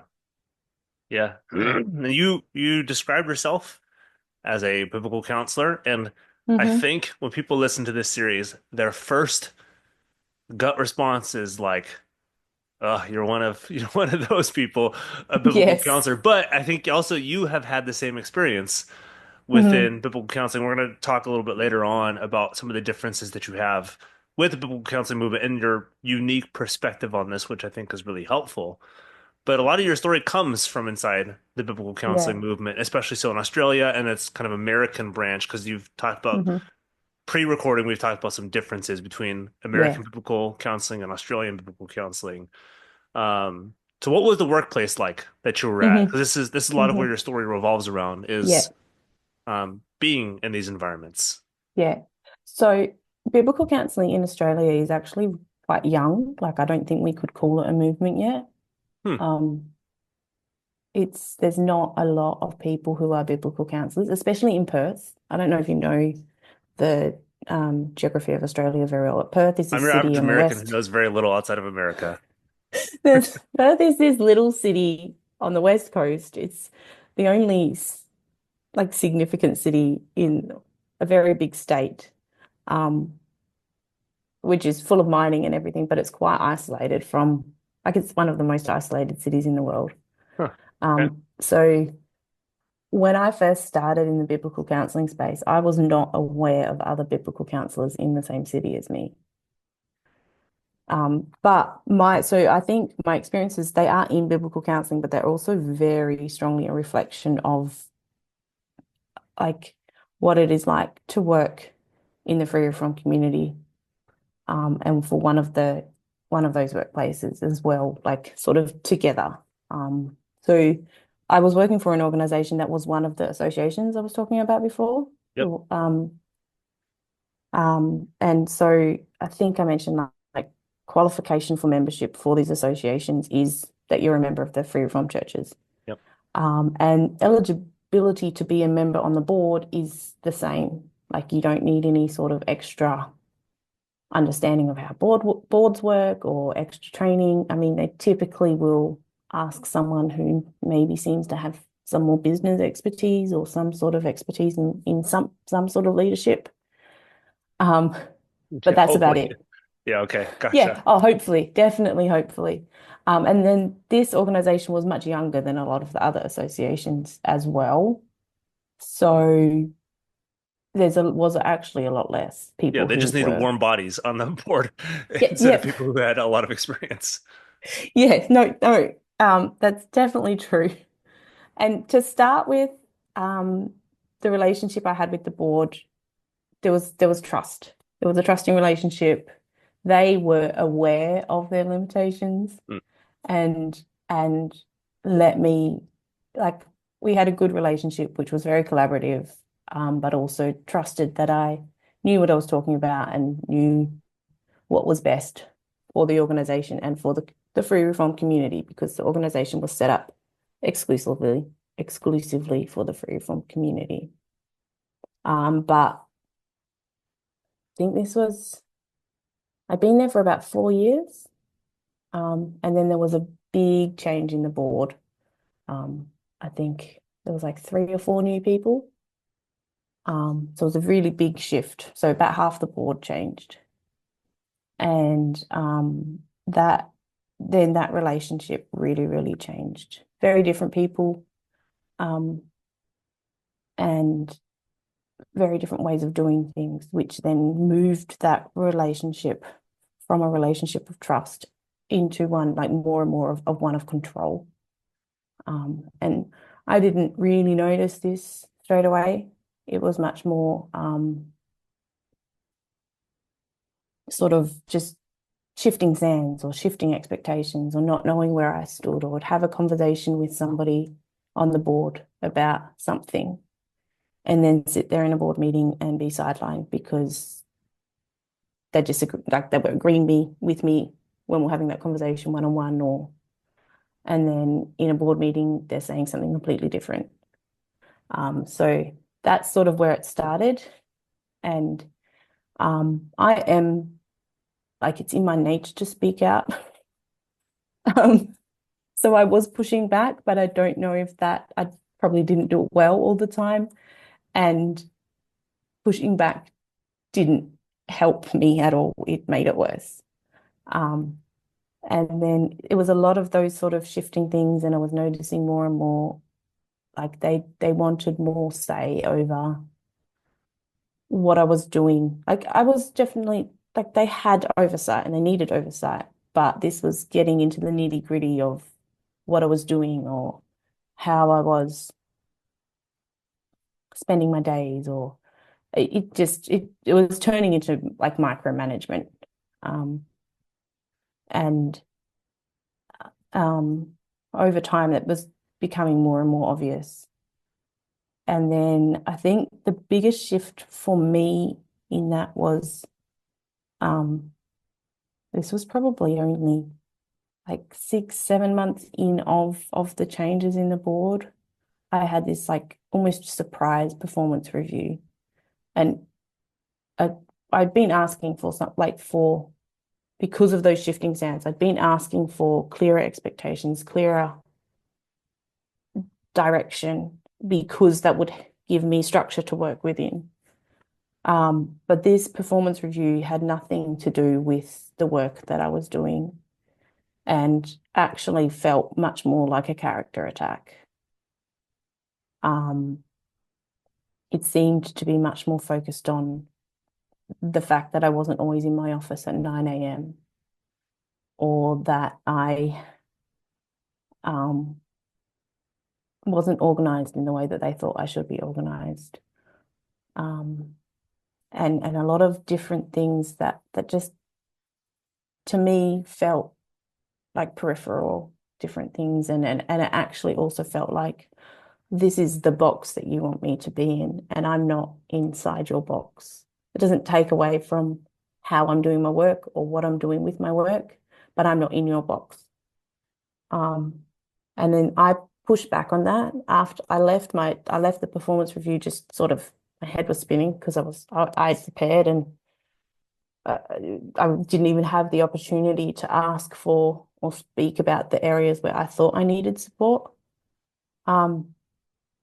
And so I pushed back. I asked for another meeting, which was very stressful, but also the people involved were very stressed as well, because they were aware of the pushback. And then that sort of did give me more of an opportunity to speak, because at the time too, I was the only person working for this organization. So I was, outside of these shifting sands and all these things going on, I just was stretched to capacity with my workload for the hours that I kept. So some of that, then their response was to put structures in place so that I was better at managing my time, which I have a very chaotic brain. I have structures that work for me, but they don't work for everyone else. Like, that's just, it doesn't stop me from achieving. It doesn't stop me from. You're a unique human being who has her own structures, just like I have Yeah. my own structures. Yeah, exactly. And I didn't work with what they wanted. So there was a lot of tension in all of that. And then it was probably a little bit later, I took what I saw as initiative, and had a lot of reasoning and rationale to back myself up, to so a lot of the work that I was doing was running like training programs and connecting people, like in churches. Like, I wasn't doing lots of counseling, but running programs and stuff. And I wrote my own program based off what I saw and a need. And there was an incredibly uncomfortable reaction from the board. And then they wanted to put a lot more structures in place so that they would be checking in, not in a governance, making sure everything's going right or helping me with reporting or anything like that, but in a we need control kind of way. And it was really frustrating because I couldn't work like that, but also just really like unsettling because at this point too, there was one of the board members who he worked kind of close to where my office was. So sometimes in his lunch break, he would just come visit and say hi, which that was unsettling as it was. And I remember one conversation with him, and I was sitting there and I was sort of trying to understand why they wanted what they wanted from me, like in terms of how much, because it like was asking me to do a whole lot of extra work so that they could have the check-ins that they wanted and the control that they wanted. And I remember sitting there and I was trying to understand it, because if I can understand it, then I can work with it. But I couldn't understand it. And I asked this board member, and then his response to me was, "Oh, Camille, if I have a daughter and she travels across Australia, I need to know where she is and who she's with and what she's doing at every single point in time." And that was really eye-opening to me, like really eye-opening, because I was sort of sitting there thinking, what? What? Yeah. I've traveled a lot, and half the time my travels is, oh, that's my return flight home. The updates that my family gets is, I'm here. Look at this pretty thing. Look at this nice thing. I did this. That's the way that I thought it would be. And this incredibly controlling response just was really eye-opening as well, because it told me a lot about how the board saw me. And I think they saw me more as one of their daughters than somebody who was working with them and had expertise and yeah, in what I was doing and knew what I was doing and experience. I wasn't that young then either. Not that age really mattered, I don't think. And it was around this time that I was asking for more support, and I was giving them requests for what I needed support in, but they had a big idea for something completely different. And I remember pushing back against that and clearly articulating myself in the ways that their ideas were not financially viable, not great for the organization, not great for the people that we're wanting to work with, just like multiple points of view. And then the response being, "Oh, you're really good at seeing things from lots of points of view." And nothing. Like, and so, yeah, this was all going on. And then there was a couple female members on the board, like bums on seats, like you said before, I think. And one of them, we had a bit of a relationship, and I remember her meeting with me through all of this, and just sitting there, she's like, "Well, why don't you do what they're asking? Just do it, just do it." And there was very much a trying to keep the peace. And I couldn't say it to her then, but I didn't want to play their games. I didn't want to go with it because it wasn't good. I just didn't have all of the words that I needed at the time to express that, probably even to myself, as well. Yeah, I ended up taking like 6 weeks off, and I painted a really, really big mural with one of my closest friends, and it was just this beautiful reset and a reconnection with myself and a reconnection with God. And it gave me a lot of clarity. But it also helped me to see that I wasn't just burnt out. Because if it was just burnout, 6 weeks doing that would have been a really good reset and way to start again. But I really could see that in the ways that they were trying to do things and the ways that were responding to things, I didn't have a voice. I couldn't use my voice. And I was getting to a point, like I remember using resources that I have to support women in abusive relationships for myself so that I had a exit strategy or a back out. Like if I was going to get a surprise visit because they were happening more and more, that I could just go out the back door because my car was parked at the back of the office and they would come in the front. And those sorts of things. But also using those same resources to help me in conversations that I was having. But then also I was getting, because I had more clarity, and I wasn't ready to leave. Like sometimes I think you just have to, like with anything like this, the stepping out of it, I don't know, it comes at your own time. And I wasn't there yet. I wanted to push. I think I wanted to fight more. Right or wrong. I think it was wrong, but I still I still wanted to fight. Um, but in that, as I pushed back more and more and stood my own ground, I could see this increasing frustration. Even had that frustration expressed at me in different ways. And the biggest thing, as I was like sitting with all of this, I realized I knew in the free from community, which is the community that this organization was set up to work for and serve. I knew that there was so much abuse in different ways and different shapes. But I was not safe myself in this workplace. So there was no way that there was safety or protection to be able to do the work that I knew was really important. And I just got to a point, I can't even remember what happened, but I was like, no, that's it.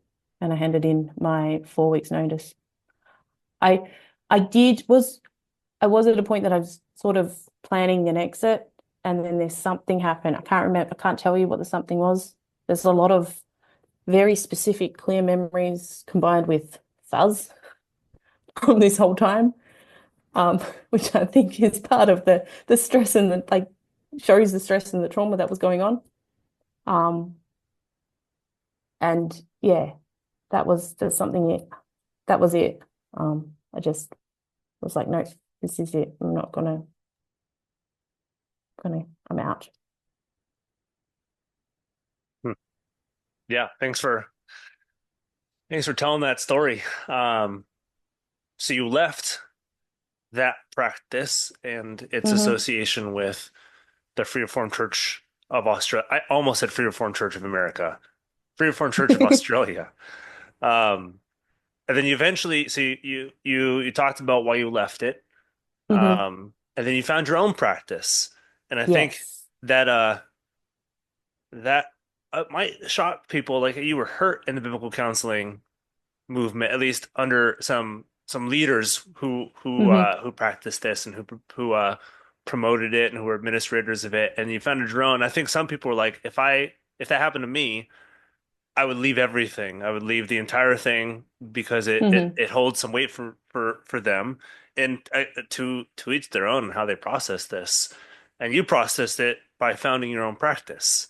So Yes. can you talk about founding your own practice, starting your own practice, and how you differentiate it from not just your training, but in the environments that you've been in before, and then not in reaction to, but um, helping those who have been hurt by some of these institutions too. So if you talk about your own practice and how you found Yeah. it. Um, so I think I slowly was as I was making my exit plan and thinking about it. I mean, obviously there was like a definitive I'm done, but I was already starting to give that shape. Because another part of the control and demands was um, that I couldn't counsel or see or engage with, like in my work, engage with anyone who was not from the FRCA. Um, and the layers of hurt in this community, and I have so much love for all of that and so much compassion, but the layers of hurt to be working in that all the time and then to be sitting in that for church and to be completely surrounded by that, I think I would have suffocated and then definitely taken the exit strategy of just, nope, I'm done, out. Um, so that was, I already had, I think, two clients that I was seeing without the board's knowledge on the side. They weren't very reformed, Mm-hmm. and I would, um, and I had, at this point connected with two biblical counselors in Perth, and we would meet regularly. And one of them has been practicing for a while, and the other one I met. We did our master's degree together, so we met online because we both did our master's degree in through CCEF and Westminster, Philadelphia. So we would connect, and so I was aware of the need through these counselors. But also the board was very precious over, like they were, but I think they felt threatened by my engagement with people who weren't pre-reformed. So I think already then there was a slow, I had access to setting up my own practice.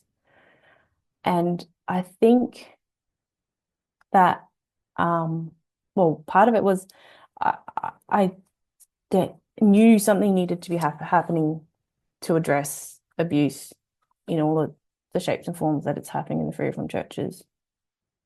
But I think it's very much God just put the right people in my life so that I was able to take that and shape it into something else instead of being too burnt to stay. I think that's the only way that I can say that happened. And maybe as well through that and through the grace of God, I had clarity over, well, this isn't right. Like the way that they're wanting to do things or the way that this is happening, it's not right. It's not good. It's not biblical, even though it's been called biblical. And I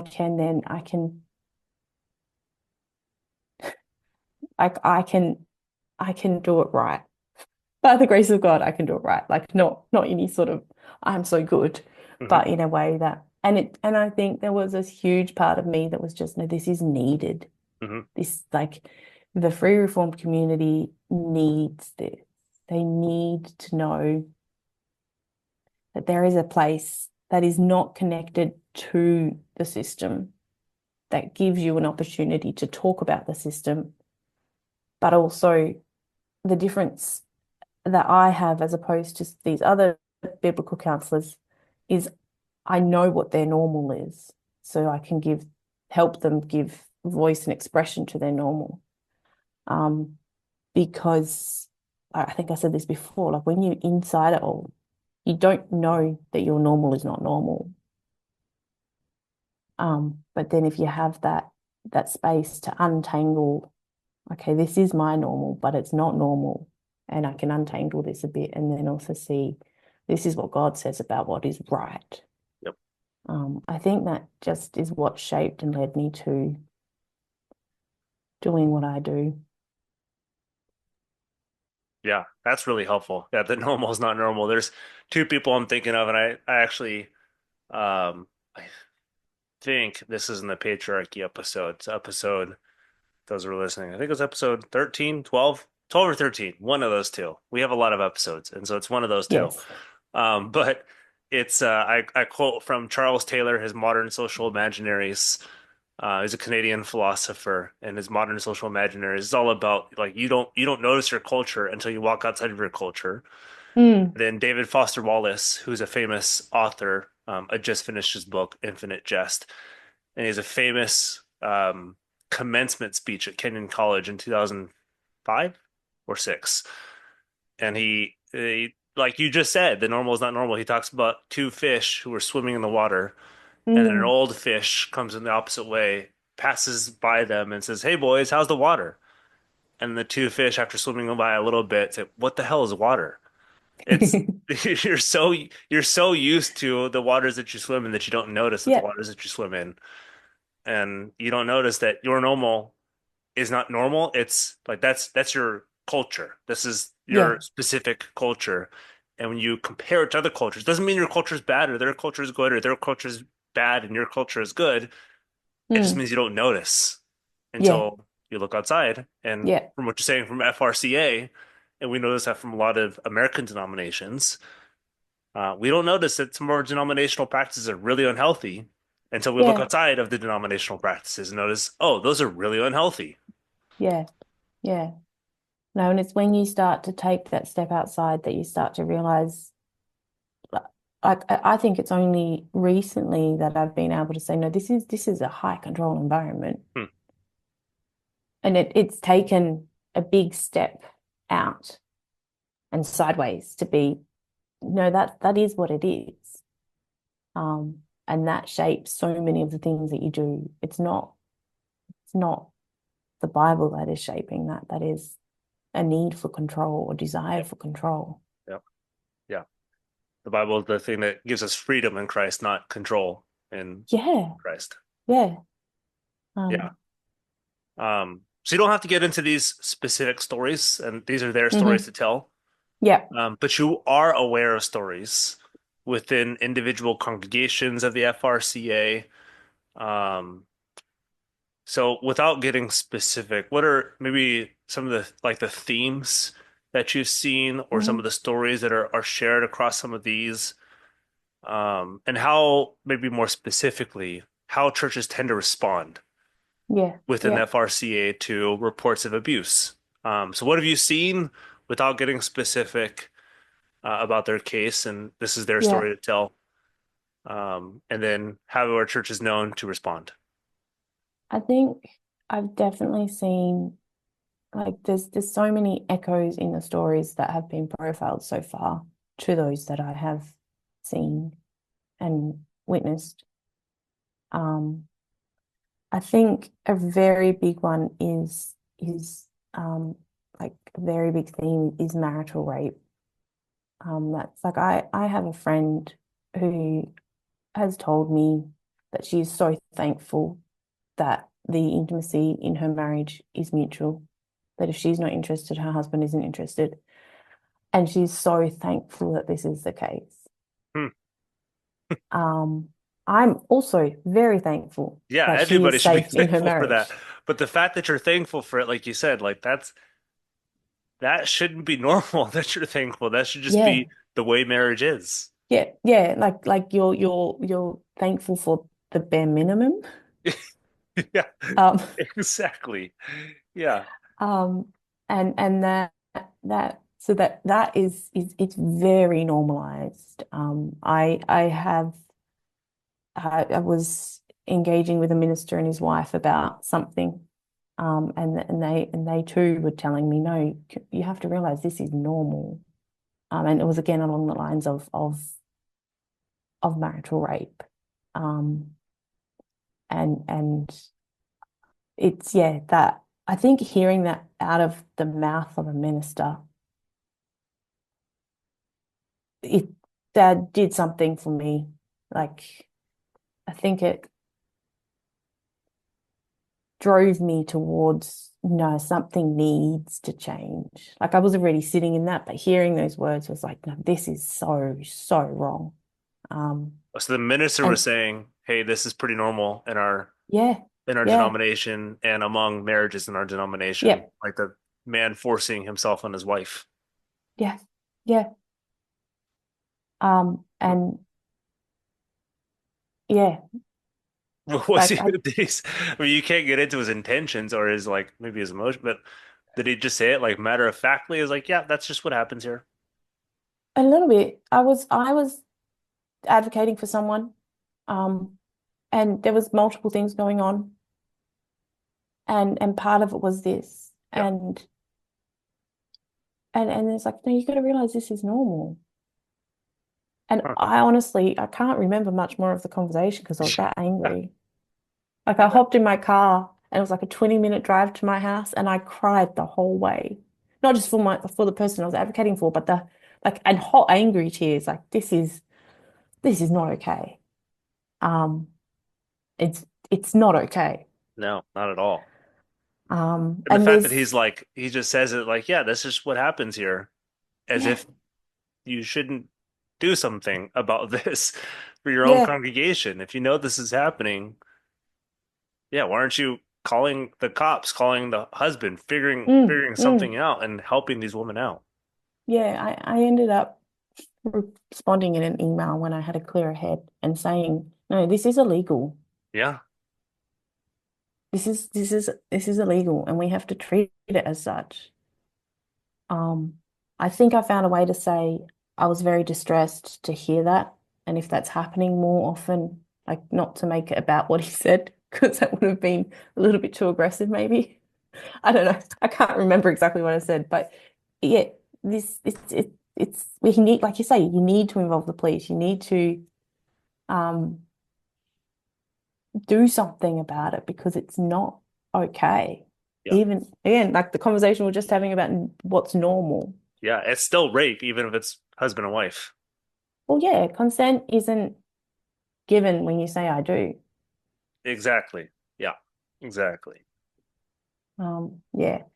And there's like within the FRC, like that's definitely like obviously there's some sort of normalcy in normal like a lot of people I think are experiencing this in their marriages.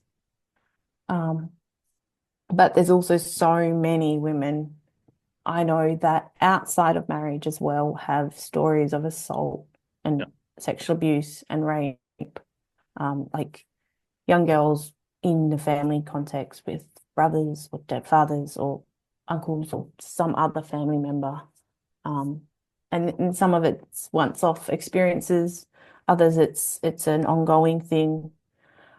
Teenagers just, being groped at school or at a party or anything like that.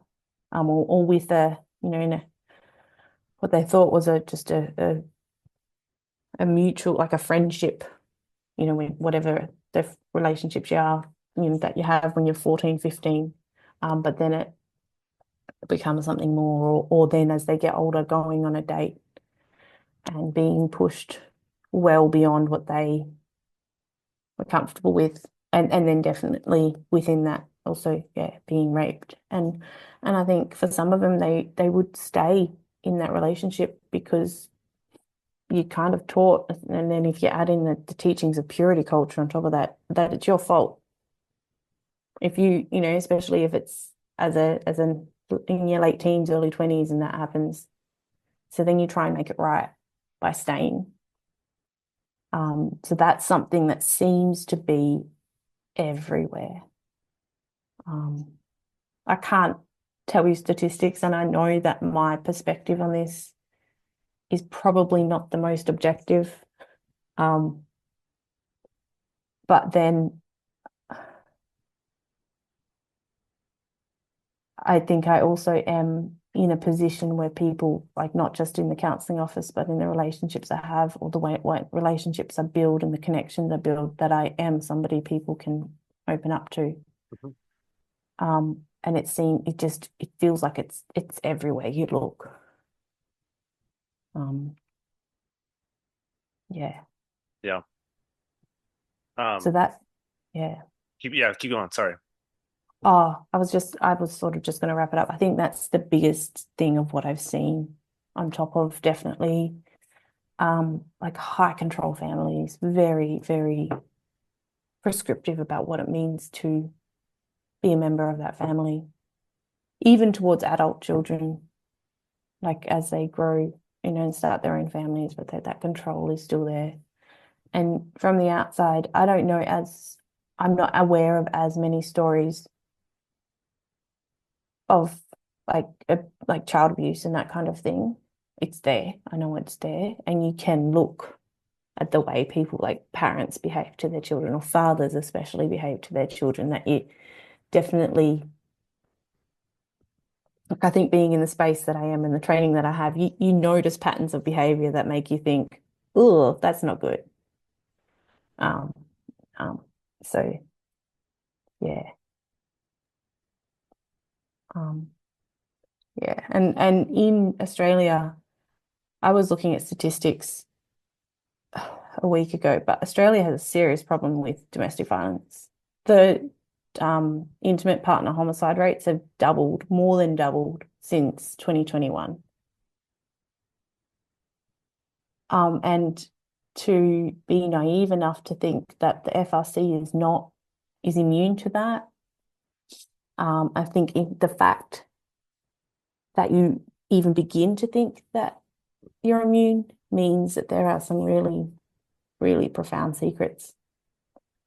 Because another thing within insular high control environments, it breeds secrets, because you can fall into a pattern of behavior and there's not a lot of external influence. So something looks normal, but you can also hide a lot.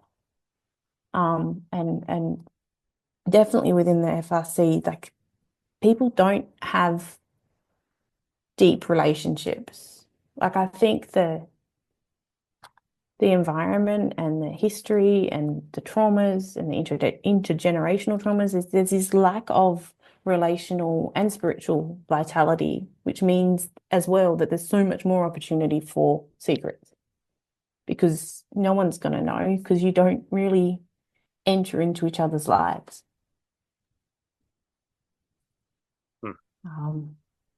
Yeah. And so, like, when it comes to the church's response in so many of these things, because so much of these abusive behaviors look like the culture, they don't really do anything. Sometimes you wonder if office bearers are hearing these stories, but it confronts them about their own behaviors. Yeah. And then if you add in, like, narcissistic type of people and their behaviors, they're really good at playing the system. And when you have such a structured system, it's an easier system to play. And they say what's good. They say what they need to say to get the office bearers on their side. And they can be years. I like that. I know stories where there's years of them playing the game in the right way and not being held to account. In the meantime, there's so much pressure on the wife, who has finally been brave enough to step away and say, no, we need space, because this is not right and this is not safe for both of us, and for the sake of both of our souls, we need this space. But then they are under so much pressure to stay, or so much pressure to return, because there's not a recognition of what is actually going on. And also the people who are having the courage to speak about the abuse that they're experiencing, they're not believed. Like, it can't be that bad. Or, I know there's just so much dismissal and minimizing of what people are saying, or normalizing.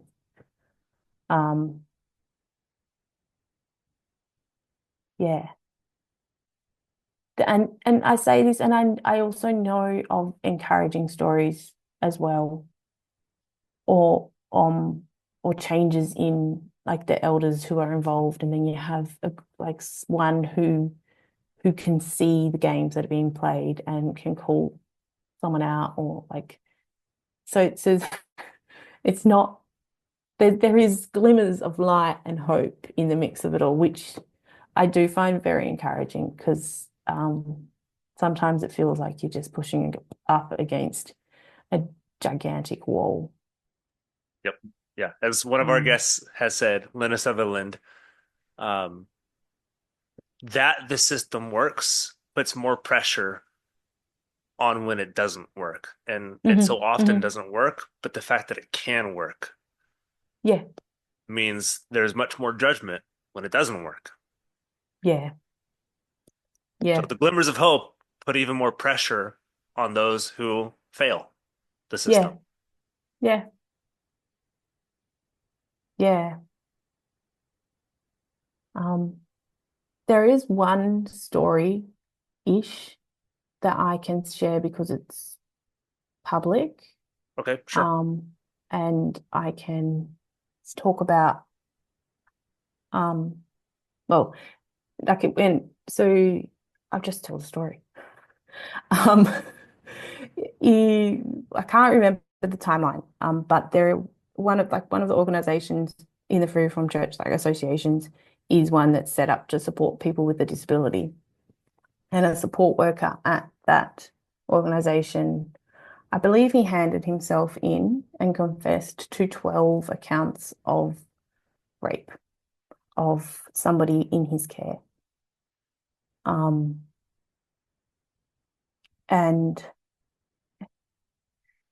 initially, like, so he handed himself in, and initially, then his church banded around him and supported him. And because he confessed, like, he handed himself into the police, he was out on bail and but very supported by the church community. And throughout his court case, a few people who, like his elder and a few friends from the church who were supporting him, they were there all the time. They wrote character testimonies, attesting to who he is. And throughout the court case, he ended up getting a diagnosis of autism, which meant that his sentence did not include jail time. So it seems that, and this is from the engagement that I've had with different people from the congregation that this man is in. Where was I going? Sorry. It seems that his autism became like a reason as to why he didn't understand what he was doing or didn't understand the rules around why what he did was so incredibly wrong. And so the church really wrapped around him, tried to explain why what he did was wrong, tried to really encourage him. But this has been now drawn out over a significant amount of time, and there is a good amount of people in that congregation who see this man, see the way that he's present in church, the way that he engages or tries to engage with the congregation. And there's a lot of behaviors that suggest that there is a lack of genuine repentance or remorse.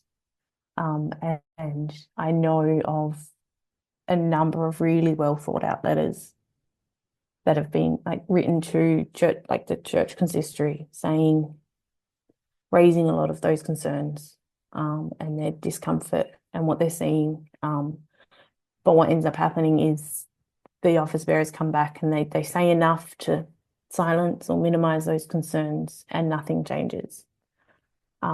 Which then the way that they have been handling this, and they do, there's some admittance of, yeah, we haven't done everything great, but no change. And the way then that it's handled is just sort of, and it just sort of keeps like stays the same, and the church ends up hurting so much because of the presence of this, what seems to be like, it seems to be like rotting in the church because nothing's been done. And that is, like, I can tell that story because it is much bigger and much more public. but I think it's a good example of how things are handled, even when they're not as public, in the way that they are minimized or silenced, or the congregation isn't made to be as aware as they should about what is going on, or the types of people that are attending church, or and there's seems to be no awareness or thought towards the safety of the congregation and how to love and protect and nurture them well. Second to last question before we conclude, and I do want you to shamelessly plug your counseling practice and some of the stuff that you do. Okay. Okay. And a lot of it has to do with like you are critical of American biblical counseling. Like you said, Australian biblical counseling is new, and you said not even really a movement yet because it's so new. Yeah. But you have a unique, even in our first call, you have a unique and I think a pretty refreshing take that's holistic, but also, and it sounds trite, but I want you to explain it. Mm-hmm. Grace-based counseling. Because I think Americans, I will say, when they think, if you know what biblical counseling is, which is a very small subset Mm. of counseling in general, you think of nouthetic, which is like you just pound you with your sin and say everything's Yeah. about sin, and we got to figure out your sin. When you figure out your sin, and when you finally repent, you'll get better. Mm. So Mm. it's like bruising counseling. The more Yeah. bruised you come out of it, the better you come out of it. So can you talk about your quibbles with American biblical counseling, your own practice, and how you approach it? Yeah. Um, And please plug I your think counseling practice. I know you're very shy around plugging it, but please plug it. okay. Um, I think I want to start by just saying, like, the stories I've heard where people have been counseled so wrongly through the podcast, like, it just breaks my heart. I'm really sorry for those who've had that experience. I'm sorry for those who are listening and I haven't heard their story, but it like that they have been bruised and bashed. Because that is not the love of Christ in any way, um, at all. So yeah, I think there's that nathetic brand of counseling where these counselors think that speaking the truth means that you are loving. Um, based off Ephesians 4:15, 16, like speaking the truth in love. And they take I'm speaking the truth, so therefore I must be loving. But if we speak the truth without love, we are not speaking the truth. In the same way that if we speak love without the truth, we're not loving. And there's a lot of that very much focused on like sin-focused approach that it's it's not really truthful anymore. It misses the heart of Christ, and that can, and as biblical counselors, I think anyone in ministry, you are called to follow Christ and bring the heart of Christ to the people you minister to.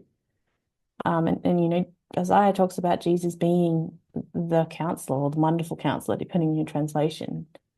And he had so much love and compassion and care for those who are hurting.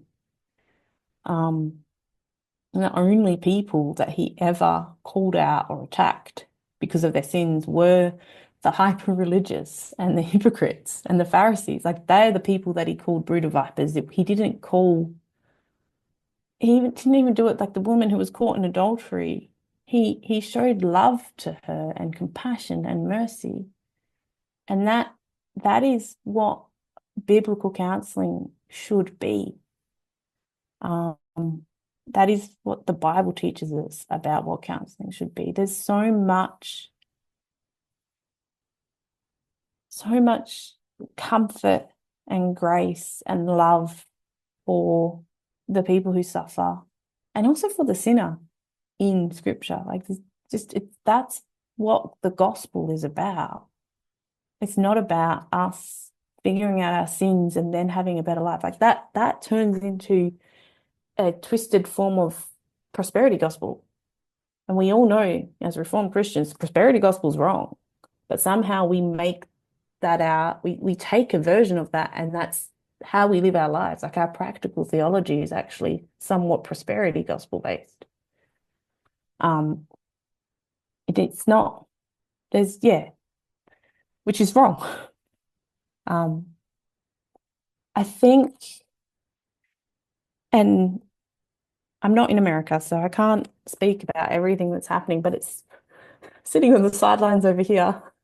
You actually have a better perspective than I do because I'm in the waters and you're not. Yeah. See, this is a different take on what's normal and what's not. Yeah. It seems that there is this increasing divide in the biblical counseling movement in America. That there is more and more of that. And look, both sides will argue that their approach is what's biblical. But there's that more nouthetic J. Adams, find the sin, and if you find the sin, it's right approach, as well as then the CCEF approach, which is more Ed Welsh, Dave Pallison, although he's passed away now, approach, which then it takes that it takes more of that holistic approach to, well, yeah, you are a sinner, but you're also a child of God, and you also are living in a broken and sinful world. So you not only sin, but you are sinned against, and you experience the brokenness, and you come face to face with that brokenness and the suffering. And when you have that bigger picture understanding, then the way that you would counsel that is much more, let's find God in this and his love for you and his comfort and the way that he gives you a refuge for this. Let's look to God and see his heart, and the heart, like if you think about counseling in the context of abuse as well, God has such a heart for those who are vulnerable and weak and oppressed. He has such a love for that. Like, there's so many different scriptures that speak about justice, speak against oppression, and oppression is a very, I really like that, and as a term that reflects, like as a biblical term that reflects abuse. And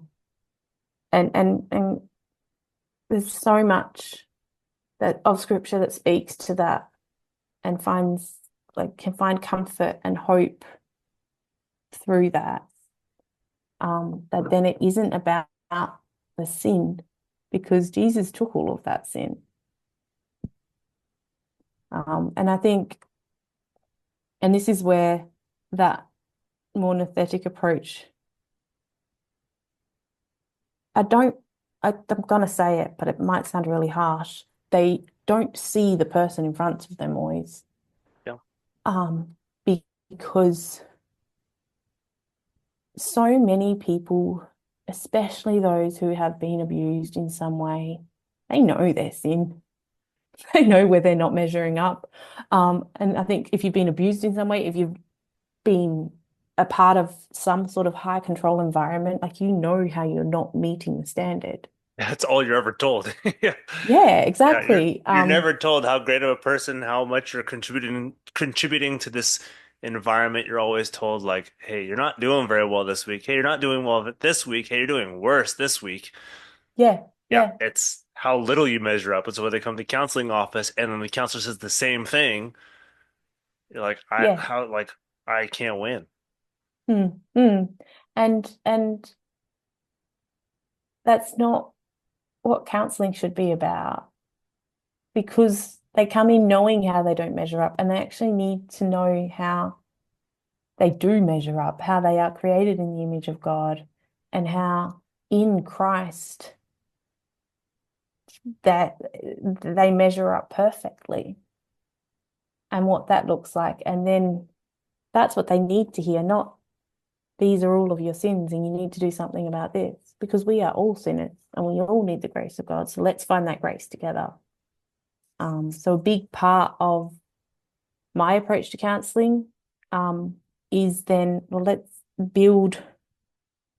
focus on your relationship with God. Let's find God in that pain, because he promises that he is there, and hold on to that promise and grow in relationship with him. And then everything else falls around that. It doesn't mean it's going to be neat. It doesn't mean it's going to fit back into the system. In fact, sometimes as you grow in relationship with God, you fit into the system less, because what's most important then becomes, I need to serve God, and serving God means saying no to being sinned against. Serving God means standing up for myself and not allowing someone else to treat me as less than or anything like that. And it gets messy, I think, when we are focused on that relationship with God, instead of that neat, well, this is wrong, this is how you fix it. But people aren't neat.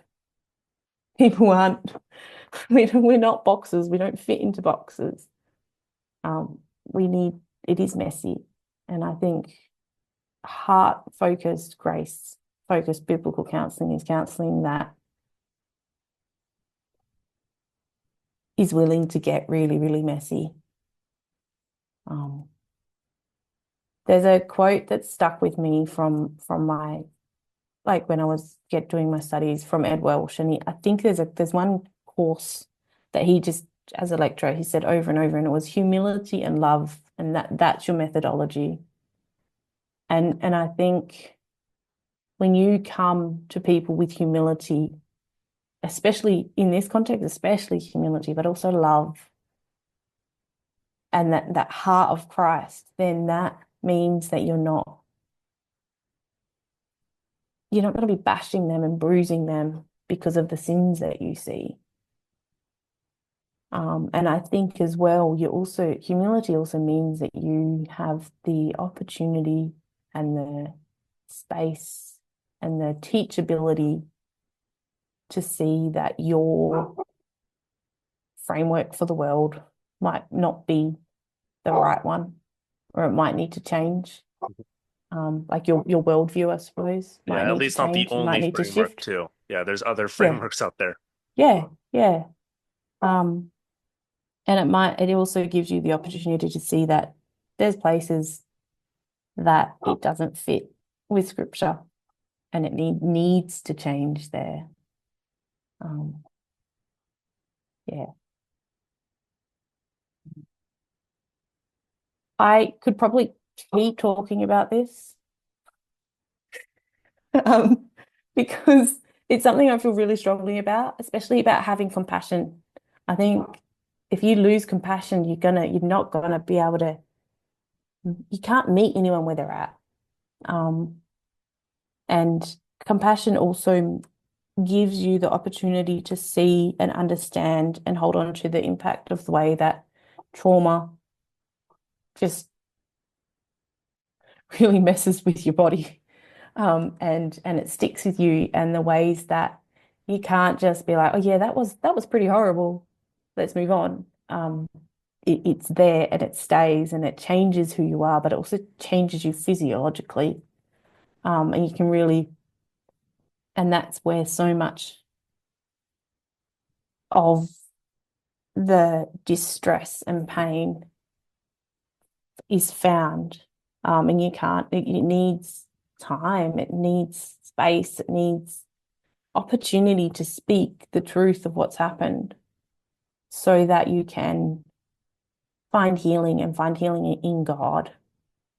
And that's not I suppose it's knowing the peace and the safety that God offers, that you can start to find that healing more and more. Yeah, a big part of my counseling approach is storytelling. I love stories. So my brand name is even stories. So and it's about telling the story of what has happened, especially when it comes to trauma. But as I think, as something I'm learning, the more and more I'm working in this space, and I don't mean this in a trite way, but trauma, because of the brokenness of this world, there's a lot of us experience trauma, not always big trauma, or not always ongoing trauma, and not always complex trauma. But if we don't have a good framework to understand our trauma, and the confuse, like, we can end up really confused, and then we end, like, there's so much distress that comes, and that's like mental distress and other distresses that come through that. And the Bible gives us a framework to understand that, because the Bible talks about how we are embodied souls. We are a body and a soul, but they're not separate, they're together. And because of the way that these things impact our body and our soul, we need to then pay attention to both of them together as we unravel the story and find out, like, speak the truth of what's happened, but also bring God's truth into what's happened as well, and see his presence in that, and finding him in the pain of everything that has happened.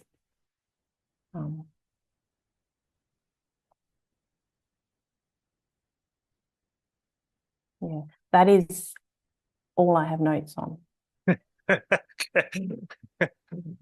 And then last question, more so speaking to those who are listening and speaking to the Free Reformed Church of Australia.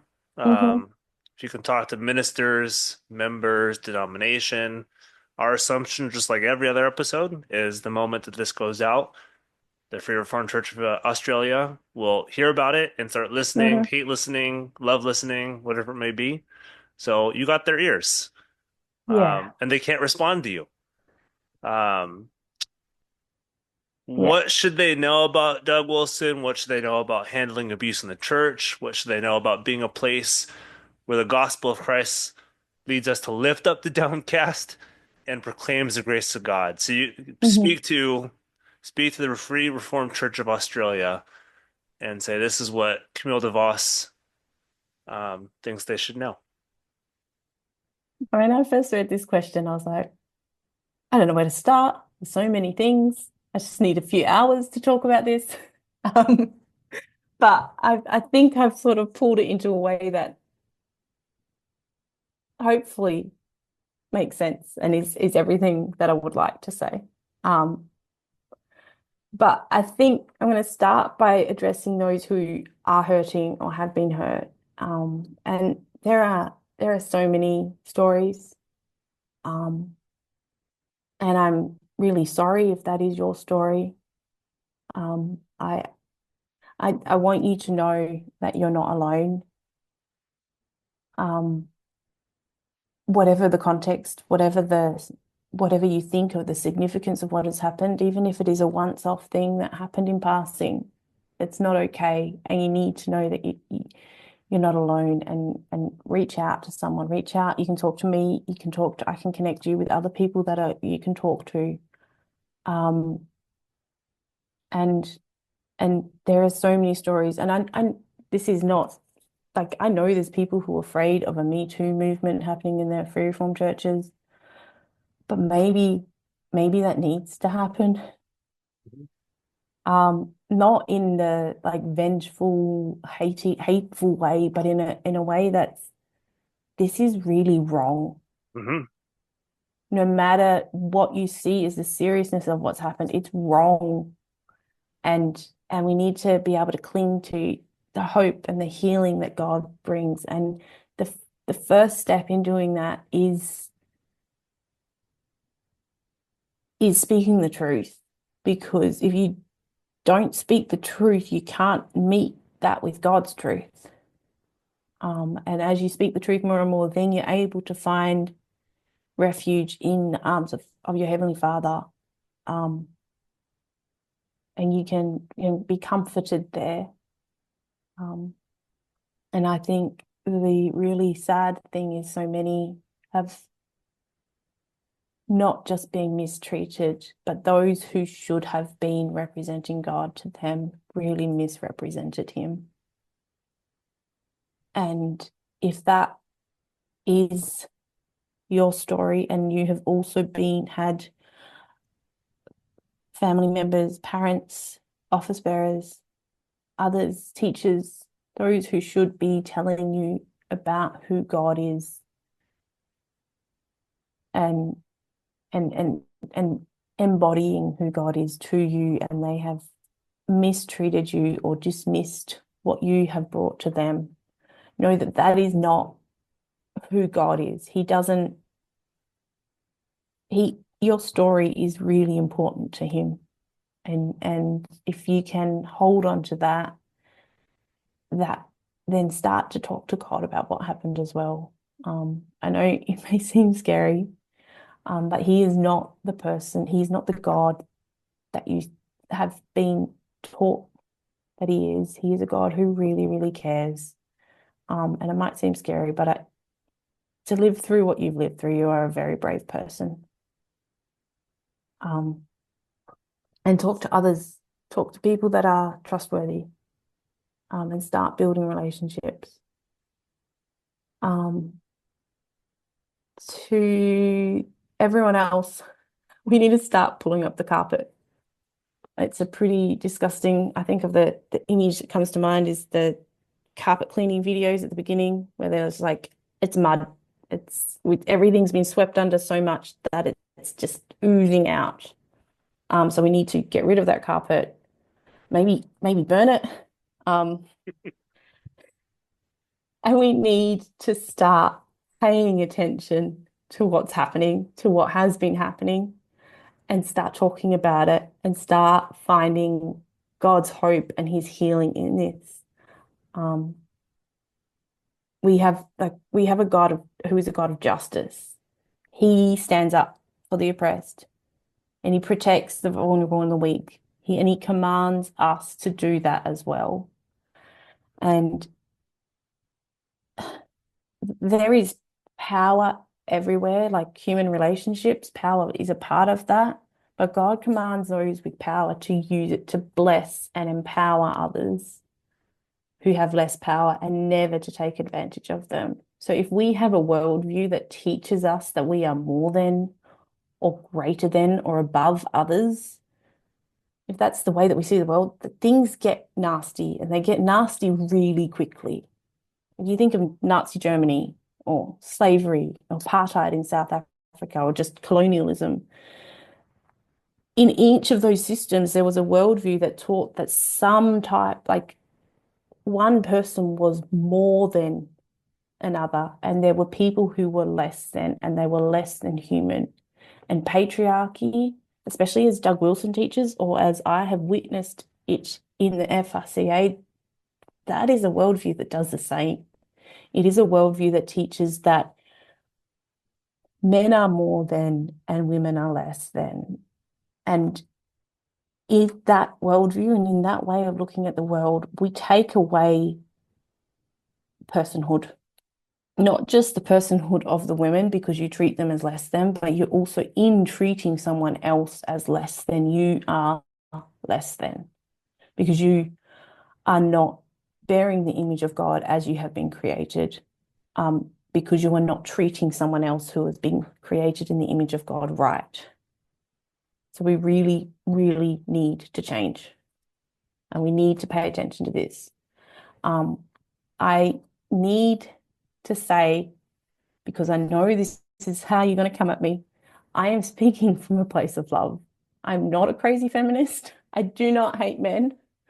And I don't hate the FRCA either. I'm not here to attack or bring it down.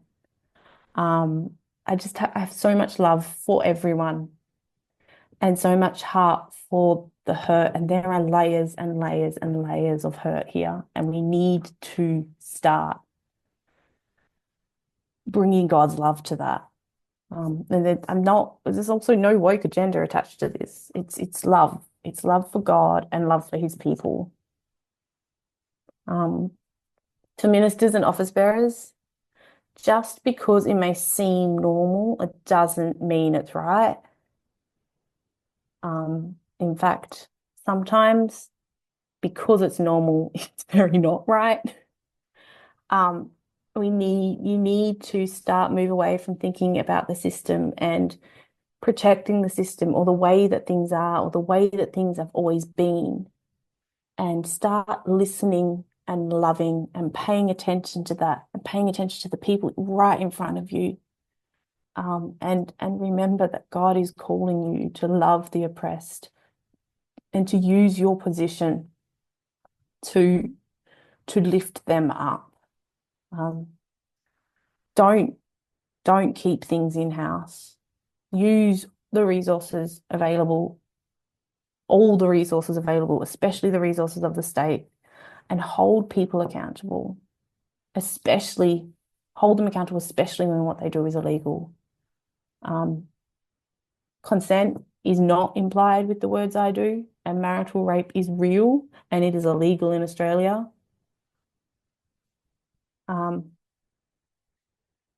And this is again to the community as a whole. Standing up for something is very hard in the Free Reformed Churches of Australia. I think as a community, we're quite aware of this. We've seen this happen in different ways of when people have stood up and nasty, nasty things have come after them. But that shouldn't stop us. We need to stand up for what is right. We need to stand up for truth. We need to stand up for God, the gospel. And that includes standing up against assault and abuse and oppression.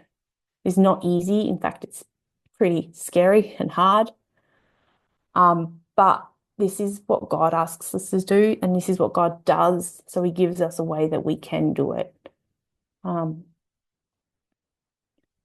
His light is shining in the darkness, and he is busy here. And we can hold on to that. And to everyone as well, know that your world is very small and start to make it bigger, because that is another way that you can see how God is working in spaces and in great ways that are not the Free Reformed Church.